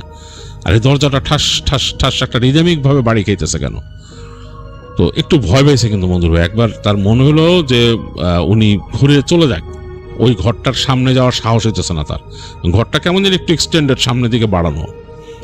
তার কাছে মনে হলো যে একবার তিনি ঘুরে চলে যায় ওই দিক দিয়ে, এভাবে চিন্তা করতেছে। আবার কি মনে করলো যে এত দূর রাস্তা সেই শর্টকাটটা কাটানোর জন্য আমি আর ঘুরে চলে যাবো ওই দিক দিয়ে। এই চিন্তা করতে করতে তিনি যা থাকে কপালে মনে করে হাঁটা দিলেন সামনে। তো সে হেঁটে ওই ঘরের কাজ দিয়ে গেছেন, মানে জাস্ট দরজার প্যারালালি আসছেন। তিনি কিন্তু ওই বাড়ি খাওয়ার শব্দটা শুনতেছিলেন। ঠিক যখন দরজার পাশে আসছেন হঠাৎ করে মনে হলো যে বাড়ি খাওয়ার শব্দটা বন্ধ হয়ে গেল। তিনি নিজের অজান্তেই, একবার চাইতেছিলেন তাকাবেন না দরজার দিকে, নিজের অজান্তেই দরজার দিকে তাকাচ্ছেন। তখন তার কাছে মনে হলো ভিতরে বসে কেউ নিঃশ্বাস ফেলতেছে জোরে। নিঃশ্বাসটা কেমন, হাঁপানি রোগী যেভাবে মানুষ নিঃশ্বাস ছাড়ে, অনেক কষ্ট করে করে নিঃশ্বাস নেয় সেরকম, মানে জোরে জোরে হাঁপানি রোগী যেরকম দেয় নিঃশ্বাস নেয় সেরকম, মানে খুব মানে বেশি রকমের যারা শ্বাসকষ্ট হলে যেরকম করতেছে ওরকম করে কেউ নিঃশ্বাস নিতেছে। কেন জানি শব্দটা শুনে প্রচন্ড ভয় পেয়ে গেছে মনসুর ভাই। তিনি মানে কেঁপে উঠছেন কাইন্ড অফ। তো তিনি তাড়াতাড়ি পার হইতে গেছেন। তো এই সময় তার নজরে পড়ছে, ও চাঁদের আলো পড়ছে যে অন্ধকারের মধ্যে মনে হলো দুইটা চোখ, মানে পুরা অন্ধকার ঘরের মধ্যে দুইটা চোখ শুধু। তারপর ওই ফিগারটা সামনে আসলো আরো। তো তিনি দেখতেছে একটা ছালার মতো পরা, মানে ছালা যেরকম হয়, ছালার রং যেরকম আর কি, টেন কালার টাইপের এরকম দিয়ে, মাথার উপরে চোখের দুই পাশ দিয়ে উপর দিয়ে এরকম মাথায় ঘোমটার মতো দেওয়া একটা মহিলার মতো চেহারা, কিন্তু মহিলা কিনা তিনি বলতে পারবেন না, কারণ চোখ দুইটার জন্য আর কিছু দেখা যাচ্ছে না। কতগুলো চুল বের হয়েছে। একটা হাত বাড়লো সামনে, তার সামনে এক হাত বাড়াই দিল এবং হাতটা একদম শীর্ণ, মনে হচ্ছে কঙ্কালের উপরে কেউ কালো চামড়া দিয়ে যদি পেঁচায় দেয় যেরকম হবে সেরকম। হাতের নখগুলো সুচালো, একদম পাখির নখের মতো এরকম তার সামনে এরকম বাড়াই দিল। দিয়ে একটা কণ্ঠ শুনলো তিনি, একেবারে অ্যারাবিকে বলল তাকে, তিনি সামাকাতান, এমন ভাবে বলল, মানে এই কণ্ঠটা তার কাছে মনে হয় নাই কোনো মানুষের কণ্ঠ হতে পারে। অবশ্যই নারী টাইপের কণ্ঠ, কিন্তু ভয়ঙ্কর, মানে যেটা বলছে তার মানে মাছ দেয় আমাকে এরকম। তো মনসুর ভাই ভয়ের চোটে কেঁপে উঠছে। তিনি ছোটবেলায় গ্রামে এরকম অনেক ঘটনা শুনছেন যে মাছ চায় এবং নাকি কণ্ঠে বলে মাছ দিয়ে এরকম এরকম এসে, এমনকি ওই যে আমি বললাম যে আমি শুনছিলাম যে অস্ট্রেলিয়ার মতো দেশে নাকি বাংলায় বসে মাছ দিয়ে। তো এইভাবে তার কাছে বসে অ্যারাবিকে, তো উনি তো আরবি বুঝতেন যেহেতু কাজ করেন দোকানে। তো ভয়ে তিনি থরথর করে কেঁপে উঠছেন। কেঁপে উঠে তিনি চিন্তা করলেন যে এখান থেকে মানে কিছু তো একটা করা লাগবে না। হাতটা সামনে দেখতেছেন তিনি, তার একটু সামনে। তিনি তাড়াতাড়ি তার ব্যাগের ভিতর থেকে মাছের একটা ব্লক নিয়ে ওই দিয়ে দিচ্ছেন, খেয়াল করেন নাই কিছু, ওইটা ওই হাতের মধ্যে দিচ্ছেন। দেওয়ার পরে উনি দিচ্ছেন দৌড়, মানে মাছটা ওইটা দিয়েই, বাকি ব্যাগটা কিন্তু পুরোটা দেন না, আরো 2-3টা ব্লক অন্য মাছ ছিল তার, দৌড় দিচ্ছেন তিনি ওইখান থেকে। দৌড় দিয়েছেন তিনি, পিছনে ওই যে শব্দটা আরো লাউডলি শুনলেন, মনে হলো ওই লাউডলি শ্বাস টানতে টানতে তার পিছনে কেউ আসতেছে। তো মনসুর ভাই দৌড়াইছেন, মানে একেবারে প্রাণপণে দৌড়াইছেন। দৌড়াইতে দৌড়াইতে তিনি একেবারে তাদের ওই গলির শেষ মাথা দিয়ে বেরোয় তার বাসার কাছে চলে আসছেন। বাসার কাছে এসে তার বাসার সামনে যে গলিটা ওইটাতে ঢুকছেন। অনেকটা বাংলাদেশে থাকে না, মানে ওই যে অনেক ঘর বাড়ি থাকলে দেখা যায় অনেকটা এরকম বিভিন্ন বাসার পেছন দিয়ে যায় ওইরকম আর কি। তো ঢুকে একেবারে যখন বাসার সামনে চলে আসেন, তিনি দেখতেছেন তার বাসায় বাতি জ্বলতেছে। তখন তিনি বুঝলেন যে বাসায় মানুষ আছে, বাকি যে 2জন রুমমেট আছে এদের মধ্যে কেউ আছে আর কি। তিনি একে দরজার কাছে যে হাঁপাইতে হাঁপাইতে 2 হাত দিয়ে হাঁটু ধরে তিনি ডাক দিচ্ছেন তার রুমমেটের নাম ধরে। তো 2বার ডাকার পরে একজন আসলো। কি হয়েছে ভাই? ও ভাই, যে ঘটনা হয়েছে বলে তিনি ওই মাছের প্যাকেটটা দিয়ে বলে রাখেন, মানে ভয়ঙ্কর ঘটনা ঘটছে। কি ঘটছে? দাঁড়ান পরে বলতেছি। তো কিছুক্ষণ তিনি জিরাইলেন, জিরায় তিনি বললেন যে দাঁড়ান আমি আগে গোসল করে আসি ভাই, অনেক নোংরা লাগতেছে নিজেরে বলে তিনি ওই তার ওখান থেকে টাওয়েলারি নিয়ে চলে গেলেন তাদের যে গোসলখানার মধ্যে। কিন্তু ভয় লাগতেছে, তিনি যা দেখছেন বা শুনছেন তার ভয় লাগতেছে। আর তিনি চাচ্ছেন যে একটু গোসল টোসল করে, যেরকম লাগতেছে তার কাছে নিজেকে মানে অপবিত্র ময়লা লাগতেছে। তো তিনি ঢুকলেন গোসলখানায়, ওখানে বাতি জ্বেলে। এখন মজার ব্যাপার হচ্ছে তাদের গোসলখানার পেছনে ছিল খেজুর গাছ বেশ খানিকটা এই সাইডে, আর গোসলখানার ওপরে যে শেডটা দেওয়া, ওইটা কিন্তু ওই যে ক্যারোগেটেড টিন প্লাস্টিক টাইপের একটা মোটা দিয়ে শেড দেওয়া, ওইটা কিন্তু পাকা করা ছাদ না। তো তিনি জাস্ট মানে মানে পানি অন করছেন, গোসল করবেন, এই সময় মনে হলো যে তার এই যে গোসলখানার ছাদের মধ্যে কিছু একটা দিম করে পড়লো একেবারে জোরে। এরকম সাউন্ড হয় যে বড় কোনো বিড়াল টিড়াল এসে যদি পড়ে সেরকম একটা সাউন্ড, হ্যাঁ এরকম। আর খুব অস্পষ্টভাবে ভাঙা নারীর গলায় জানি কি বলল এখানে, এবং তার যে ওই যে গোসলখানার যে দরজাটা ছিল দরজাটার মধ্যে জোরে মনে হলো কেউ একটা থাম করে মারলো, এবং সাথে মানে হাতে নখ থাকলে যেরকম স্ক্র্যাচ করে যায় সেরকম শব্দ হলো। তো মনসুর ভাই তো প্রচন্ড ভয় পেয়ে গেছে, মানে সে জাস্ট পানি অন করে গায়ে একটু ঢালছিল পানি, ভয়ে মানে ওখান থেকে বেরোবে কিনা তাও বুঝতেছে না, আবার ওখানে থাকতেও পারতেছে না ভয়ের চোটে। তো তিনি তাড়াতাড়ি মুখে ওই অবস্থায় তিনি মনে মনে দোয়া পড়া শুরু করলেন, এবং কোনো মতে গায়ে পানি ঢেলে তিনি বেরোনোর প্রিপারেশন নিলেন। আর তার কাছে মনে হচ্ছে যে তার এই গোসলখানার আশপাশে ওই খারাপ জিনিসটা আছে। তো তিনি কোনো মতে এই যে লুঙ্গি, শুকনা লুঙ্গি পরে ভিজা লুঙ্গি হাতে নিছে, কাঁধের মধ্যে তিনি ওই টাওয়াল যেটা ছিল ওইটা নিয়ে দরজা খুললেন এবং দোয়া পড়তেছেন দরজা খুললেন। তারপর দোয়া পড়তে পড়তে তিনি ডাক দিলেন রুমমেটের নাম ধরে ডাক দিলেন। তো রুমমেট একটু পরে বের হয়ে আসলো এখান থেকে। তার আসলে কি হয়েছে তিনি বললেন যে ভাই রে ভাই আমার সাথে চলেন, বলে রুমমেট তাকে নিয়ে গেল ওইখানে রুমে। তো ঢুকে তিনি তাড়াতাড়ি রুমমেটকে বললেন যে ভাই এইখানে ভাই ভয়ঙ্কর অবস্থা। বলে কি? বলে যে এরকম আজকে দেখছি, একটু আগে আমার সাথে এরকম হলো। তো রুমমেট শুনে বলল যে আসলে তো ওই জায়গা সম্বন্ধে অনেক কথা শোনা যায়, যদিও আমরা দেখি না, কিন্তু মানুষজন তো বলে, হ্যাঁ মানুষজনের কাছে অনেক এরকম কথা ওই জায়গা সম্বন্ধে প্রচলিত আছে, কি করবেন? তো বলে যে এই তো, বলে যে আপনারা মনে হয় ভয় দেখাইছে বা কিছু বা সেই তো, যাক আমি দোয়া পড়ে দিই, আপনারে ফু দিয়ে দিই। তো তাদের আরেক রুমমেটও আসলো একটু পরে, আসার পর সে শুনেও বললো যে যাক রাত্রেবেলা দোয়া দুরুদ পড়েই করব। তো ওই দিন 3 জনে মিলে তারা গেছে রান্না করতে রান্নাঘরে, কারণ রাতের বেলা তো 3 জনে মিলে রান্না করতে গেছে। বাকি যে মাছের যে ব্যাগ নিয়ে আসছিল তাদের আরও কয়েকটা ব্লক ছিল, সেগুলা তাদের ফ্রিজে রাখছে, আর ওই একটা মাছের ব্লক বের করে তারা রান্না করতে গেছে। তো রান্না করতে যাওয়ার সময় তারা শুনতেছে তাদের যে রান্নাঘরের পিছনে ভয়ঙ্করভাবে বিড়াল ডাকতেছে, মানে বিড়ালের মানে ভয়ঙ্কর ডাক, মানে সাধারণভাবে ডাকে না, বিড়াল রাগ করলে যেভাবে ডাকে সেইভাবে ডাকতেছে, মানে একদম অন্যরকম কণ্ঠ। তো তখন ওই মনসুর ভাই বলল রুমমেটকে যে ভাই এই বুঝছেন এটা কিন্তু স্বাভাবিক না, এটা স্বাভাবিক কোনো বিড়ালের ডাক না। তো তখন রুমমেট বলল যে ভাই রান্না শেষ হইলে আমরা কয়েকটা পিস ওখানে রাখা শুনে ওই যে বাইরে যে খেজুর গাছের গোড়ায়। তো বললো যে আচ্ছা ঠিক আছে। তো তার আরেক রুমমেট বললো ভাই রান্না শেষ হওয়ার কারণ তো আর লাগবো কেন, আপনি এমনি রেখে আসেন। যে তখন বললো যে এটা একটা ব্লক দিছি, মনসুর ভাই বলছে ব্লক দিছি, তারপরও তো তার মিটে নাই, সে তাই সেরকম ডাকতেছে, সে সবই চাইছিল আপনার কাছে, মানে কি করবেন, দোয়া পড়েন, দোয়া পড়ে আসেন আমরা যে রেখে আসি।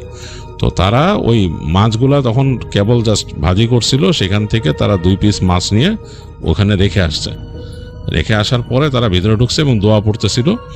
তো যাক দোয়া পড়তে পড়তে ওই সময় বিড়াল কিন্তু তারপরও ডাকাডাকি করছে অনেকক্ষণ। তো পরদিন যে দেখে যে ওই মাছের টুকরা নাই কিন্তু ওইখানে, তারা পরদিন দেখছে রাতের বেলা তাদের কাছে অনেক ভয় লাগছে, শুইতে মনে হয়েছে যেরকম। তো মনসুর ভাই এরপর থেকে আর ওই রাত্রেবেলা আসতেন না একলা। মনসুর ভাই ওই যে তার রুমমেট যে অন্য একজন আছে তার সাথে আগে যোগাযোগ করতেন, করে তার সাথে মিট করতেন, তারপর 2 জন মিলে আসতেন ওখান দিয়ে। আর ওই শর্টকাট রাস্তা নেওয়ার তো প্রশ্নই আসে না, ওদিক দিয়ে আর আসতেন না তিনি। তো এরপর আর ওরকম ভয় পান নাই এরকম। তবে তিনি শুনছেন যে ওইখানে আরেক বাঙালি ভাই আছে, তারা থাকেন একটা বাসায় এরকম তাদের মতোই। তো ওই বাসায় নাকি তাদেরকে ওই বলছে, প্রায় এসে বলে যেখান থেকে ভাগ, মানে আরবিতে বলে তাদেরকে এখান থেকে ভাগ বলে ক্যাক ক্যাক ক্যাক ক্যাক করে হাসে বাসার পিছনে, ঠিক তাদের বাসার পিছনে হাঁটাহাঁটি করে আর বলে, প্রায় এরকম শুনে এখান থেকে ভাগ বলে ক্যাক ক্যাক ক্যাক করে হাসে, এবং অনেক সময় জানালা নক করে যায় বাসার। তো প্রথম তারা ভাবতো যে এটা মনে হয় কোনো এর আরব বা কেউ এখানকার লোকাল কেউ বা কোনো বেদুইন টাইপের মানুষ করে আর কি। তো তারা এটা করার জন্য তারা যেরকম 4 জন থাকে, তারা 4 জনই একসাথে বেরোইছে এরকম শুনে একদিন। কেউ নাই বাসার আশেপাশে, কিচ্ছু নাই, মানে কোনো মানুষজন কিচ্ছু নাই, জায়গা বাসা খালি। মানে চারিপাশ খালি খা খা করতেছে, এবং তারা যখন আবার ঘরে ঢুকছে সাথে সাথে তাদের জানলার মধ্যে নক করছে। তো এটা ওই ওখানে শুনছে অন্য বাঙালির, এবং আরও টুকিটাকি এরকম এক্সপিরিয়েন্স নাকি অনেকেই পাইছে।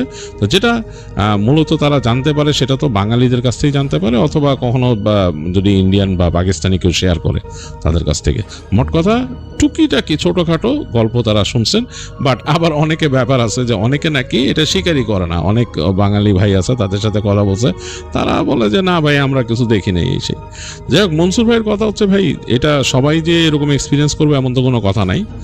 যে কোনো মানুষ দেখতে পারে, যে কোনো মানুষেরই একটা এক্সপিরিয়েন্স হতে পারে। তো যার হয় সেই বুঝে জিনিসটা কতটা ভয়ের। মনসুর ভাই এই ঘটনাটা পাঠালো আমাদের সাথে, এবং তিনি বলছেন যে ভবিষ্যতে যদি তিনি আরও কিছু এক্সপিরিয়েন্স করেন সেটাও জানাবেন। আর তিনি এখনও চেষ্টা করতেছেন যে একটা মানে কারো কাছ থেকে এরকম আরও এক্সপিরিয়েন্স নেয়ার। তো তিনি বলেছেন যে যদি সেরকম এক্সপিরিয়েন্স তিনি গ্যাদার করতে পারেন অন্যদের কাছ থেকে, তাহলে তিনি আবার শেয়ার করবেন। যাই হোক, এখন চলে যাব আরও একটি ঘটনায়। আমি চলে যাব কয়েক সেকেন্ডের জন্য, ফিরে আসবো আরও একটি ঘটনা নিয়ে। ততক্ষণ পর্যন্ত আপনারা কোথাও যাবেন না, আমাদের সাথেই থাকুন। আর আপনাদেরকে রিকোয়েস্ট করে যাব, যারা আমাদের চ্যানেলটি এখনো সাবস্ক্রাইব করেননি কাইন্ডলি সাবস্ক্রাইব করে ফেলেন, একটি লাইক দিন, শেয়ার করে দিন, যাতে করে অন্যরাও অদ্ভুত শুনতে পায়। ফিরে আসছি কয়েক সেকেন্ডের মধ্যে, কোথাও যাবেন না, আমাদের সাথেই থাকুন।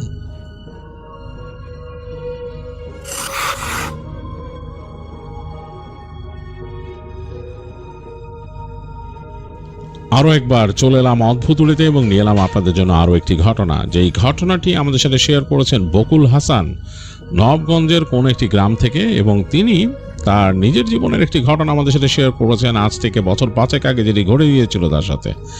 আমি চলে যাচ্ছি বকুলের শেয়ার করা ঘটনায়। বকুল তখন এসএসসি পরীক্ষা দিয়েছে, এবং বকুলের বেশ সুন্দর একটা সময় কাটছে, ফ্রি টাইম।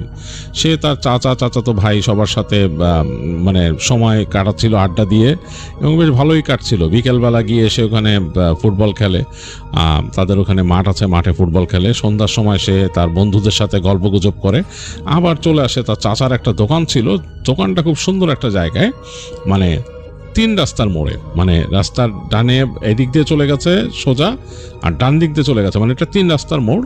এবং সেখানে একটা গাছ আছে বড়, সে গাছের নিচে হচ্ছে বকুলের কাকার দোকান। এবং সেখান থেকে খুব কাছাকাছি কিন্তু বেশ নদী, ওখানে নদী আছে, এবং আরও সামনে চলে গেলে কবরস্থান আছে। তো এই বকুলের চাচার দোকানে অনেক মানুষ গ্রামের থামতো, ওখানে চা খেত, এবং অনেক কিছু সেখানে পাওয়া যেত আর কি, এবং গ্রামের অনেক মানুষ ওখানে আসতো আর কি। তো বকুল এই ঘুরে ফিরে শেষ পর্যন্ত বাসায় ফেরার আগে কাকার দোকানে যেত, গিয়ে সে একটা আড্ডা দিত চাচার সাথে। অনেক সময় চাচাতো ভাই থাকতো, তাদের সাথে আড্ডা দিত, দিয়ে তারপরে বাসায় আসতো। তো খুব ভালোই তার সময় কাটতেছে বকুলের। তো ওই সময় একদিনের কথা, সেই দিন বৃষ্টি হচ্ছে, হালকা হালকা ঝিরিঝিরি বৃষ্টি হচ্ছে। বকুল সারাদিন বাসায় থাকতে থাকতে বেশ বোর্ড হয়ে গেছে, কিন্তু কিছু করার নাই। তো বিকেলের দিকে সে বেরোলো, তখন বৃষ্টিটা, ওই ঝিরঝিরি বৃষ্টিটাই একটু কমে আসছে, শুধু আকাশ মেঘলা, আবহাওয়াটা থম মেরে আছে। তো সে হাঁটতে হাঁটতে চলে গেল যে বন্ধুরা যেখানে খেলা করতো সেখানে। তো হেঁটে গিয়ে দেখতেছে যে হ্যাঁ, ওই যে ভিজা একটা মাঠ, ওটার মধ্যেই বন্ধুরা ফুটবল খেলতেছে। তো বকুল চিন্তা করলো নেমে যাই, খেলি ওদের সাথে, কি আছে জীবনে, কাদাটাতে একটু লাগলে লাগুক, কি অবস্থা। তো বকুল নেমে গেল ওইখানে, নেমে গিয়ে বন্ধুদের সাথে ফুটবল খেললো। তো ওদের মধ্যে ফ্রেন্ড একজন মানে কিক করছিল, তার বন্ধুরা বল কিক করছিল। তো সেইটা তারা যেখানে গোল পোস্ট বানাইছে ওইটা পার হয়ে পাশের অংশে ঢুকে গেছে, মানে ঝোপঝাড়ের মধ্যে দিয়ে একটা পাশের অংশ। এখন ওইখানে কিন্তু একটা কবরস্থান আছে পুরনো, তো বকুল নিজে গেল বলটা আনতে, দৌড় দিয়ে ওইদিকে। তো ঢুকে সে বলটা যখন পেলো, দেখলো যে বলটা বেশ খানিকটা ভিতরে ঢুকে গেছে, খুব জোরে শুট মারছিল তার ফ্রেন্ড। তো যে এখন ঢুকছে, তো বলটা নিতে যে সে দেখতেছে যে কবর কয়েকটা এরকম রাখা, এবং কবরগুলো দেখে তার কাছে জানি কেমন জানি ওই দিন গাটা কেমন যেন ঝিমঝিম করে উঠছে, সামথিং, মানে সে এটা এক্সপ্লেইন করতে পারে না, ঝিমঝিম করছে, তার মাথার মধ্যে কেমন ঝিনঝিন লাগতেছিল। আর তার কাছে কেন জানি মনে হচ্ছিল তার দিকে কেউ তাকায় আছে ওই জায়গা দিয়ে, মানে পাশ দিয়ে বাঁশঝাড় হয়েছে, তো মনে হচ্ছে বাঁশঝাড় থেকে কেউ তাকায় আছে। আর কেমন জানি একটা মানে থুম ধরা ওয়েদার, মানে বৃষ্টি হয়ে গেছে, কেমন একটা অবস্থা।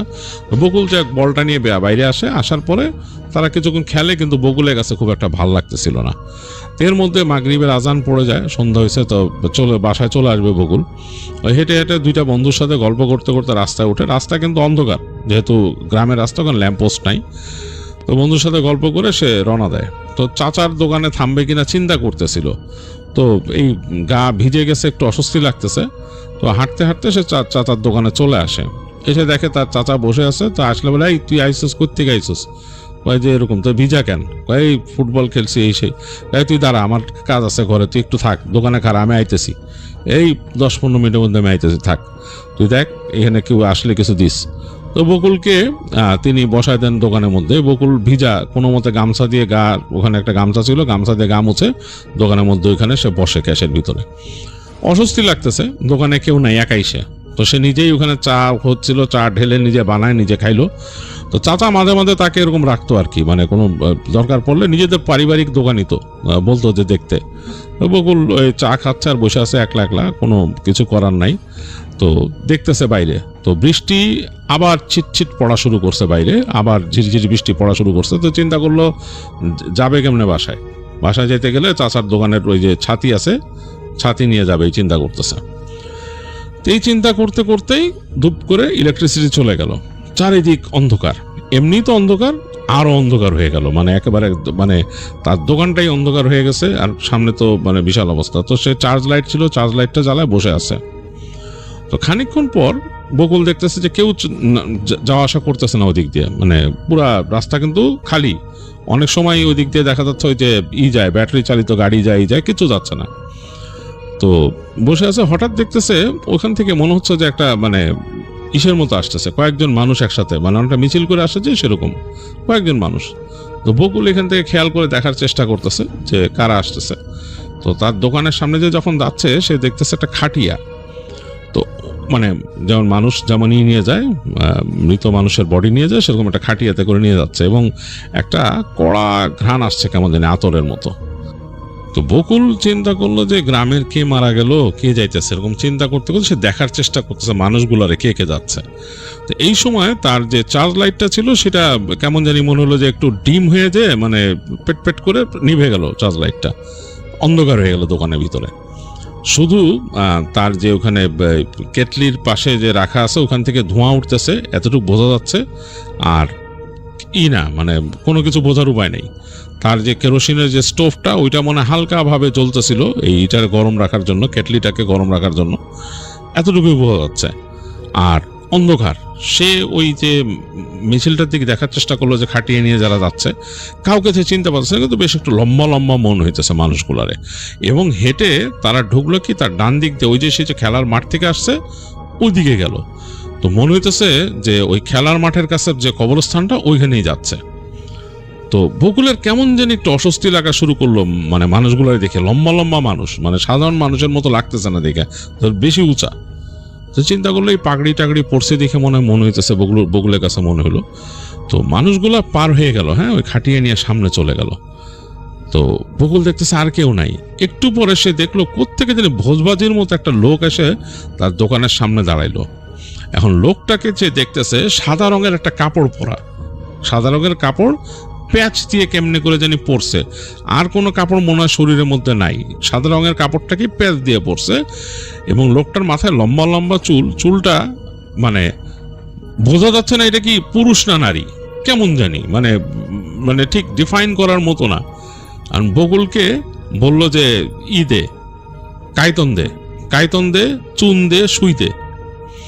এখন বকুল থতমত খেয়ে গেছে, তার কণ্ঠটাও কেমন জানি। তো বকুল মানে বোঝার চেষ্টা করতেছে কোথায় কি আছে। তো সে জানে যে তার কাকা কায়তন বিক্রি করে, কায়তন মানে কালো সুতা, এটাও যে তাদের ক্যাশ বাক্সের নিচে থাকতো। তো সে কিছু না বুঝেই সে আস্তে করে তার ওই ক্যাশ বাক্সের নিচে ওখানে হাত দিয়েছে, দেখলো যে এরকম হ্যাঁ একটা কাগজের মোটা ইসের সাথে কায়তন পেঁচানো, এরকম মোটা রোল। তো সে জিজ্ঞেস করতেছে কত দূর লাগবো, ওই লোকটা জিজ্ঞেস করতেছে কত দূর লাগবো। লোকটা বলছে দে দে। তো তিনি বলছে কত দূর লাগবো, দে 3 গজ দে। তো সে বকুল টেনে টেনে ওই, এবং কণ্ঠটা অন্যরকম, যে চাচ্ছে তার কণ্ঠটাই কেমন জানি পুরুষালীও না নারীর মতো না। তো সে বকুল টেনে টেনে ওরকম 3 গজের মতো, মানে সে একটা হিসাব আছে তাদের ওখানে, বের করে সে কাটছে কায়তন। তারপর সুই দে। তো সে তাকায় দেখলো যে ওই কায়তনের পাশেই সুইয়েরই রাখা। তো ওখান থেকে বের করে সে সুইও দিছে তাকে, আর চুন দে। তো তখন ওই সামনে পানের যে চুন সেটাও সে এরকমই করে, কিন্তু সে দেখতেছে যে পানের যেইটা তার চাচা কিন্তু দিয়ে রাখছে, কাপড় দিয়ে ভিজে একটা গামছার মতো দিয়ে ঢেকে দিচ্ছে পুরো জিনিসটা, সেটা সরায়, মানে দ্যাটস মিন লাইক ক্লোজ হয়ে গেলে যেটা হয়, যেটা বিক্রি হয় না, সে ওখান থেকে বের করে চুন দিল। এখন বকুলের কিছু জিনিস জানা নাই তার কাকা কখন কিভাবে কি বিক্রি করে, তো সে মোটামুটি দাম জানতো। তো সে ওই লোকটা বলছে, লোকটা তার কাছে এরকম করে একটা 100 টাকার নোট ফেলে দিয়ে হেঁটে চলে গেল যেদিকে ওই যে একটু আগে যে মিছিলটা গেছে সেদিকে চলে গেল। তো বকুল বোঝার চেষ্টা করছে লোকটা কে এবং এরকম উদ্ভট কেন, সাদা একটা কাপড় পেঁচানো সইজে, এবং বকুলের থেকে জিনিসগুলো নিয়ে চলে গেছে 100 টাকার নোট। বকুল দেখতেছে 100 টাকার নোটটা কচকচ করতেছে, একদম মানে কচকচ একটা নোট। তো সে যে ওই টাকাটাকে ক্যাশে রাখছে, ক্যাশে রাখার সাথে সাথে বকুলের মনে হলো তার গালের মধ্যে চড়াস করে একটা চড় পড়লো। এই চড়টা মানে বকুল মানে মাথায় এরকম জোরে চড় সে কখনো খায় নাই, এবং এই চড়ের জন্য সে পড়ে গেছে, একদম কাউন্টারের পাশে পড়ে গেছে। পড়ে গিয়ে তার মনে হুঁশ সে হারায় ফেলছে, এবং মানে তার মাথার মধ্যে ভোঁ ভোঁ করতেছে, তার কাছে খেয়াল নাই। তো একটু পরেই সে তার চাচার কণ্ঠ শুনলো, তার চাচা দৌড় দিয়ে আসতেছে, এই বকুল, ঠিক আছে কি রে তোর কি, এগুলো বলতে বলতে চাচা আসছে। তখন দেখলো মানে সে তার চোখের সামনে বুঝতে পারতেছে বকুলের কিন্তু এমন একটা অবস্থা, সে পুরোপুরি বেহুশ হয় নাই, আবার একটু সেন্সও তার আছে। সে বুঝতে পারলো যে তার যে চার্জার লাইট ছিল সেটা জ্বলে উঠছে পুরা, মানে ফুল দমে এটা জ্বলে উঠছে, আলো চোখের সামনে আলো পড়ছে। তো তার কাকার কণ্ঠ শুনতেছে, তো চাচা এসে বলতেছে, কিরে তোর কি হয়েছে রে, তোর কি অবস্থা, বলে টেনে তুললো। তোলার পর দেখতেছে যে বকুলের গালের মধ্যে ফর্সা ছিল এরকম আঙ্গুলের দাগ এরকম মানে ইসের। তো তার চাচা বলে তোরে মারছে কে, এই সে হেন জিজ্ঞেস করতেছে। তো বকুল কিছু বলতে পারতেছে না, সে অনেকটা হয়ে গেছে, বাকশূন্য হয়ে গেছে। তো চাচা খুব ভয় পেয়ে গেছে, তাড়াতাড়ি ওর বকুলটা এরকম পানি টানি লাগাই দিয়ে সে বসায়, বলতেছে কি হয়েছে রে বাবা, মাথায় হাত টাত বুলাই টুলাই দিয়ে এরকম। এর মধ্যে বেশ খানিকক্ষণ পর কারেন্ট চলে আসছে, তো বকুলটা শোয়া রাখছে তার চাচা, এবং সে তখন ওই ফোন করতেছে আর কি বাড়িতে তার বকুলদের বাসায়। ফোন করার পর বকুলের বাবারে বলল যে তুই দোকানে আয়, কি হয়েছে। তো চাচা তো বড় আর কি, তার বাবাকে বলছে দোকানে আয়। তো বকুলের বাবা আসলো, বললো যে কি হয়েছে ছেলে এরকম অবস্থা। তো তখন বকুলরে তার বাপ জিজ্ঞেস করতেছে কি হয়েছে। তো বকুল কিছুটা মানে ধাতস্থ হয়েছে, তখন একটু একটু করে বলতেছে যে এরকম জিনিস। তো তার বাপ তো ভয় পেয়ে গেল। তার কাকা বলে, হায় রে কি করছস তুই এই যে সন্ধ্যার পরে এনে আমরা বেচি না, জানোস না আমরা দোকানের মধ্যে কাইতন সুই চুন কিছুই বেচি না, এগুলা নিষেধ। আমগো এখানে এগুলা মানে আছে, খারাপ জিনিস আছে যেগুলা জিনের কারবার হয়, এগুলা বেচলে রাত্রেবেলা, এইগুলাতে জাদুটোনা করে, এগুলাতে অনেক কিছু, এগুলো বেচি না আমরা রাত্রেবেলা।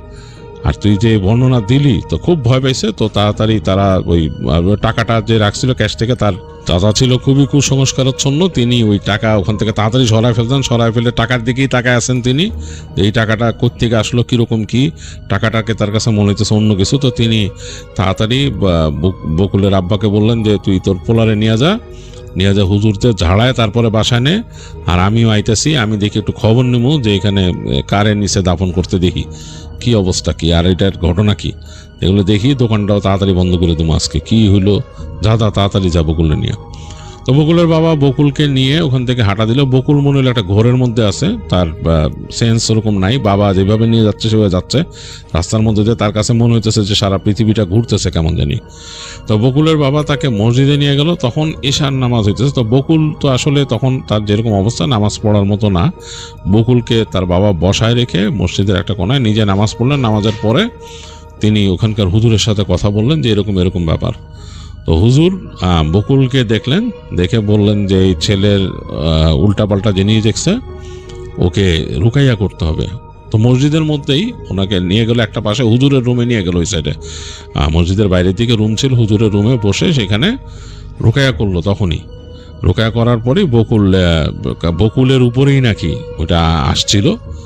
তো মানে যে থাপ্পড় দিছে সেটা একটা জিন, সে আসছে, এসে বলতেছে যে এই ছেলে ওইখানে তাবিজ করার জন্য, মানে ওই যে কুফরি করার জন্য এক এসে লোক চাইছে আর কি, খারাপ কুফরি করে আর কি, সে জিনিসপত্র চাইছে এবং ওই কোনো দামাদামি না করে জিনিসটা নিয়ে যায় আর কি। তো এই ছেলে দিছে এবং এটা যে একটা কুফরি করবে, এখানে আমাদের একটা দাফন হইতেছে, এবং এইটা আমাদের মধ্যে একটা ইকে বান্দার জন্য ওই এক কুফরিকারী সে এই কাজ করতেছে এবং এই ছেলেগুলা দিছে, এর জন্য তাকে রাগ করে মারছি। তো তখন হুজুর রাগ করছেন, রাগ করে বলতেছেন যে এই এরকম রাত্রেবেলা বেচার নিয়ম নেই, এইসব কুসংস্কারের কথা তোরা কে বলছে? হুজুর বলতেছে মানে এই জিনিস দিনেও বেচাতা রাতেও বেচাতা, এর মধ্যে কোনো রকমেরই নাই, মানে কোনো রকমের ওই ভালো খারাপের কিছু নাই, ও এমনিও ব্যস্ত এমনিও ব্যস্ত, তুই কেন এই ছেলেকে মারলি? মানে খুব হুজুর রাগ করছে। হুজুর নাকি ওই জিনকে তিনি হার্ট করতেছিলেন বিভিন্নভাবে, কালাম দিয়ে হার্ট করতেছিলেন। তিনি বললেন যে এগুলো কুসংস্কার, এগুলো বাজে জিনিস, এই জিনিসের সাথে ওটা কিছু সম্পর্ক না, এটা একটা কম বয়সী ছেলে, ও জানেও না ও কারে কি বেচতেছে, ও জানে। কেউ একটা ভালো জিনিস নিয়ে খারাপ কাজ করে, এটা কি তার দায়? ওই লোক কি করছে এটা তো তার দোষ, তুই পারলে তারে ঠেকা, তুই তারে ধর, তোদেরকে বান্ধে তো তারে ধর, তুই কেন এই ছেলেকে মারছিস? যাই হোক বিভিন্ন করে তখন বলে যে একে ছেড়ে যাবি। তো তখন নাকি হুজুরের কথা এবং হুজুর বিভিন্নভাবে সাহায্য করে সেই জিনকে তার থেকে ছাড়ানোর পরে বলে যে বাসায় নিয়ে যেতে এবং বকুলকে সেবা শুশ্রূষা করে তার বাসায় নিয়ে, এবং আস্তে আস্তে তার এটা সে ঠিক হয়, তার এই যে সে যে আঘাত পাইছিল, ব্যথা পাইছিল, এটা তার ঠিক হয়। আর বকুলের চাচা খোঁজ খবর নিয়ে দেখে যে ওই দিন আসলে কোনো মানে দাফনের খবর নাই, এবং ওই কবরস্থানে কেউ খোঁড়াখুড়িও করে নাই, মানে ওখানে কোনো দাফন এমনি হয় নাই। তো তখন বুঝলো যে ওই যে হুজুর যে জিন আনছিল, জিন যে বলছে যে ওখানে জিনদের দাফন হইতেছিল কোনো একটা, এবং সেখানে ওই সেই কুফরিকারী আসছিল, সে এখানে কুফরি কালাম করার চেষ্টা করছিল, এই কারণে এই জিনিসটা হয়েছে আর কি। আর সম্ভবত বকুলের উপরে বলছে, বকুল পরবর্তীতে বলছে যে সে যে বল খেলতে যে বল আনতে গেছিল ওই জায়গায়, তো বলতেছে যে ওই সময়ও তার উপরে কোনো নজর পড়ছিল ঈদের আর কি, জিনদের নজর পড়ছিল। তো তখন নাকি তাকে ওই যে হয়তো দেখে রাখছে, আর এই আর কি পরবর্তীতে এই জিনিসগুলো ঘটছে। তো হুজুর নাকি বলছিল যে বকুলের চাচাকে মানে বলছিল যে আপনারা এগুলা বেচার মধ্যে যে এই যে রাতের বেলা এটা বেচা যাবে না, এরকম কোনো কথা কোথাও নাই, এগুলা বাজে কথা, এটা আসলে মানে সঠিক না। এটা এখন বানাইছে মানুষজন কোনো কারণে, এটা একটা কুসংস্কার হয়ে গেছে, এটা লালন করা ঠিক না, কুসংস্কার লালন করা কিন্তু খুব খারাপ জিনিস। তো তারপরও বকুলের চাচা ভয়ে তিনি কখনোই এগুলো বিক্রি করেন না রাতের বেলা, এবং আশেপাশের কোনো দোকানই এই জিনিসগুলো আর বিক্রি করে না রাতের বেলা। অনেক জায়গায় আসলে আমাদের দেশেও কিন্তু আমিও ছোটবেলায় দেখছি, আমি নিজেও ছোটবেলায় দেখছি, কোনো দোকানে গিয়ে হঠাৎ করে মানে ধরেন কেউ বলছে, মুরব্বী কেউ বলছে পান খাবে, বলছে যে বাবা একটা পান এনে দাও, তো সেই পান আনতে গেছি মুরব্বীর জন্য, তো যা আনার সময় যখন বলছি যে চুন না, দোকানি চুন দিতে চায় না, কেন I don't know, this is very strange, দিতে চায় না তারা। এবং রাতের বেলা কোথাও কখনো কাইতন খুঁজতে গেলেও দিত না, নর সূচও বিক্রি করতো না। এটার পিছনে আসলে এই কুসংস্কারগুলো কাজ করে, আমি যেটা শুনেছি, এবং এই যে এই ঘটনা তো বকুলের ঘটনা তো যেটা শুনলাম বা জানলাম যে অনেকে নাকি এগুলো দিয়ে মানে ব্ল্যাক ম্যাজিক প্র্যাকটিস করে, এর জন্য এই জিনিসগুলো রাতের বেলা তারা বিক্রি করে না। তো এই ছিল বকুলের ঘটনা, এবং আমার কাছে বেশ ইন্টারেস্টিং লেগেছে। এরকম আমি কিন্তু শুনেছি কয়েক জায়গায় যে মানুষকে এরকম হার্ম করছে হঠাৎ করে। আমাকে সিফাতও বলছিল একটা ঘটনা এরকম, যে তার এক ভাই এরকম খাবার নিয়ে আসতেছিল, তাকে চড় মারছে সন্ধ্যার সময়। তো এরকম চড় মারার ব্যাপার কিন্তু বা ঘটনা কিন্তু আরও শুনছি আমি, এরকম এই সন্ধ্যার সময় ভাজা পোড়া খাচ্ছে তখন এসে চড় দিছে এরকম, বা এরকম রাস্তায় পড়ে গেছে তখন চড় দিছে, এরকম তো শুনতাম। এবং আমি অনেক ছোটবেলায় মুরব্বীদের কাছে শুনছি, তারা বলতো যে বাইরে বসে, এখন যেমন আমরা বাইরে বসে সুন্দর মানে আউটসাইড রেস্টুরেন্ট, আমব্রেলা রেস্টুরেন্টের নিচে বসে আমরা খাওয়া দাওয়া করি সন্ধ্যার পরে, এটা আমরা অভ্যস্ত হয়ে গেছি। এটা কিন্তু একসময় মুরব্বীরা একদমই করতে দিতেন না, তারা কিন্তু একদমই নিষেধ করতেন। বাইরে বসে খেলে আমার মনে হচ্ছে আমার নানা রাগ করতেন, দূর থেকে চিৎকার করতেন দেখলে, মানে ভাজা পোড়া নিয়ে সন্ধ্যার সময় বসলে কোথাও একদম চিৎকার করতেন, তিনি দিতেন না। তো মুরব্বীদের যেটা কথা ছিল যে তারা বলতো যে এগুলো নাকি উপরি জিনিসের নজর পড়ে, উপরি জিনিস বলতে তারা ওই জিনের কথাই বোঝাইতো যে তাদের নজর পড়ে এইসব খাবারের উপরে, এবং এই কারণে নিষেধ করতেন। তো আমি জানি না ওইখানে ওনাদের বিশ্বাসটা কিভাবে কাজ করছে, বাট আমি যতদূর জানি যে একটা আসলেই একটু ক্লোজ এনভায়রনমেন্টে খাওয়া দাওয়া করা উচিত, সুন্দর করে বসে বিসমিল্লাহ বলে মুখে নেওয়া উচিত।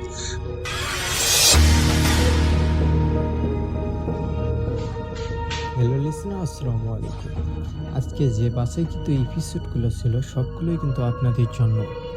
সো আপনারা অবশ্যই কমেন্ট সেকশনে জানাতে ভুলবেন না যে আজকে যে বাছাইকৃত এপিসোডগুলো ছিল আপনাদের কীরকম লাগছে। সো আপনারা অবশ্যই কমেন্ট সেকশনে জানাবেন যে আপনাদের কার ঘটনাটি কীরকম লাগছে। আমরা চেষ্টা করব তাদের ঘটনাগুলো আরও বেশি থেকে বেশি আনানোর জন্য এবং আরও ভৌতিক ঘটনাগুলো আপনাদের মাঝে হাজির করানোর জন্য। আমরা চেষ্টা করব আপনাদের জন্য আরও সুন্দর সুন্দর বাছাইকৃত ঘটনাগুলো আনার জন্য। আপনারা বলতে পারেন যে আপনাদের কী রিলেটেড ঘটনাগুলো শুনতে ভালো লাগে, তাহলে আমাদের আপনাদের মাঝে ঘটনাগুলো আনতে ভালো হবে এবং আমরা চেষ্টা করব আপনাদের মাঝে ওই রিলেটেড ঘটনাগুলো হাজির করানোর জন্য। আর আপনাদের যদি কোনো বাছাইকৃত ঘটনা থেকে থাকে তাহলে আমাদেরকে কমেন্ট সেকশনে জানাতে পারেন। আমরা আপনাদের ওই ঘটনাগুলো সংগ্রহ করতে পারবো। আর যদি আপনাদের কোনো ভৌতিক ঘটনা থেকে থাকে তাহলে আমাদের ইমেল আইডিতে পাঠিয়ে দিতে পারেন। আমরা চেষ্টা করব যদি আপনাদের ঘটনাটি শোনায় দেওয়ার জন্য, এবং আমরা আরও চেষ্টা করব যাতে আপনাদের ঘটনাটি ভৌতিক রিলেটেড যদি হয়ে থাকে তাহলে অবশ্যই এই চ্যানেলে পাবলিশ হবে এবং আপনারা জানতে পারবেন। আর আপনারা অবশ্যই এই চ্যানেলটিকে সাবস্ক্রাইব করতে ভুলবেন না। তো আজকের মতো এখানে সমাপ্ত করতে যাচ্ছি। আল্লাহ হাফেজ, আবার দেখা হবে নতুন কোনো ঘটনায়।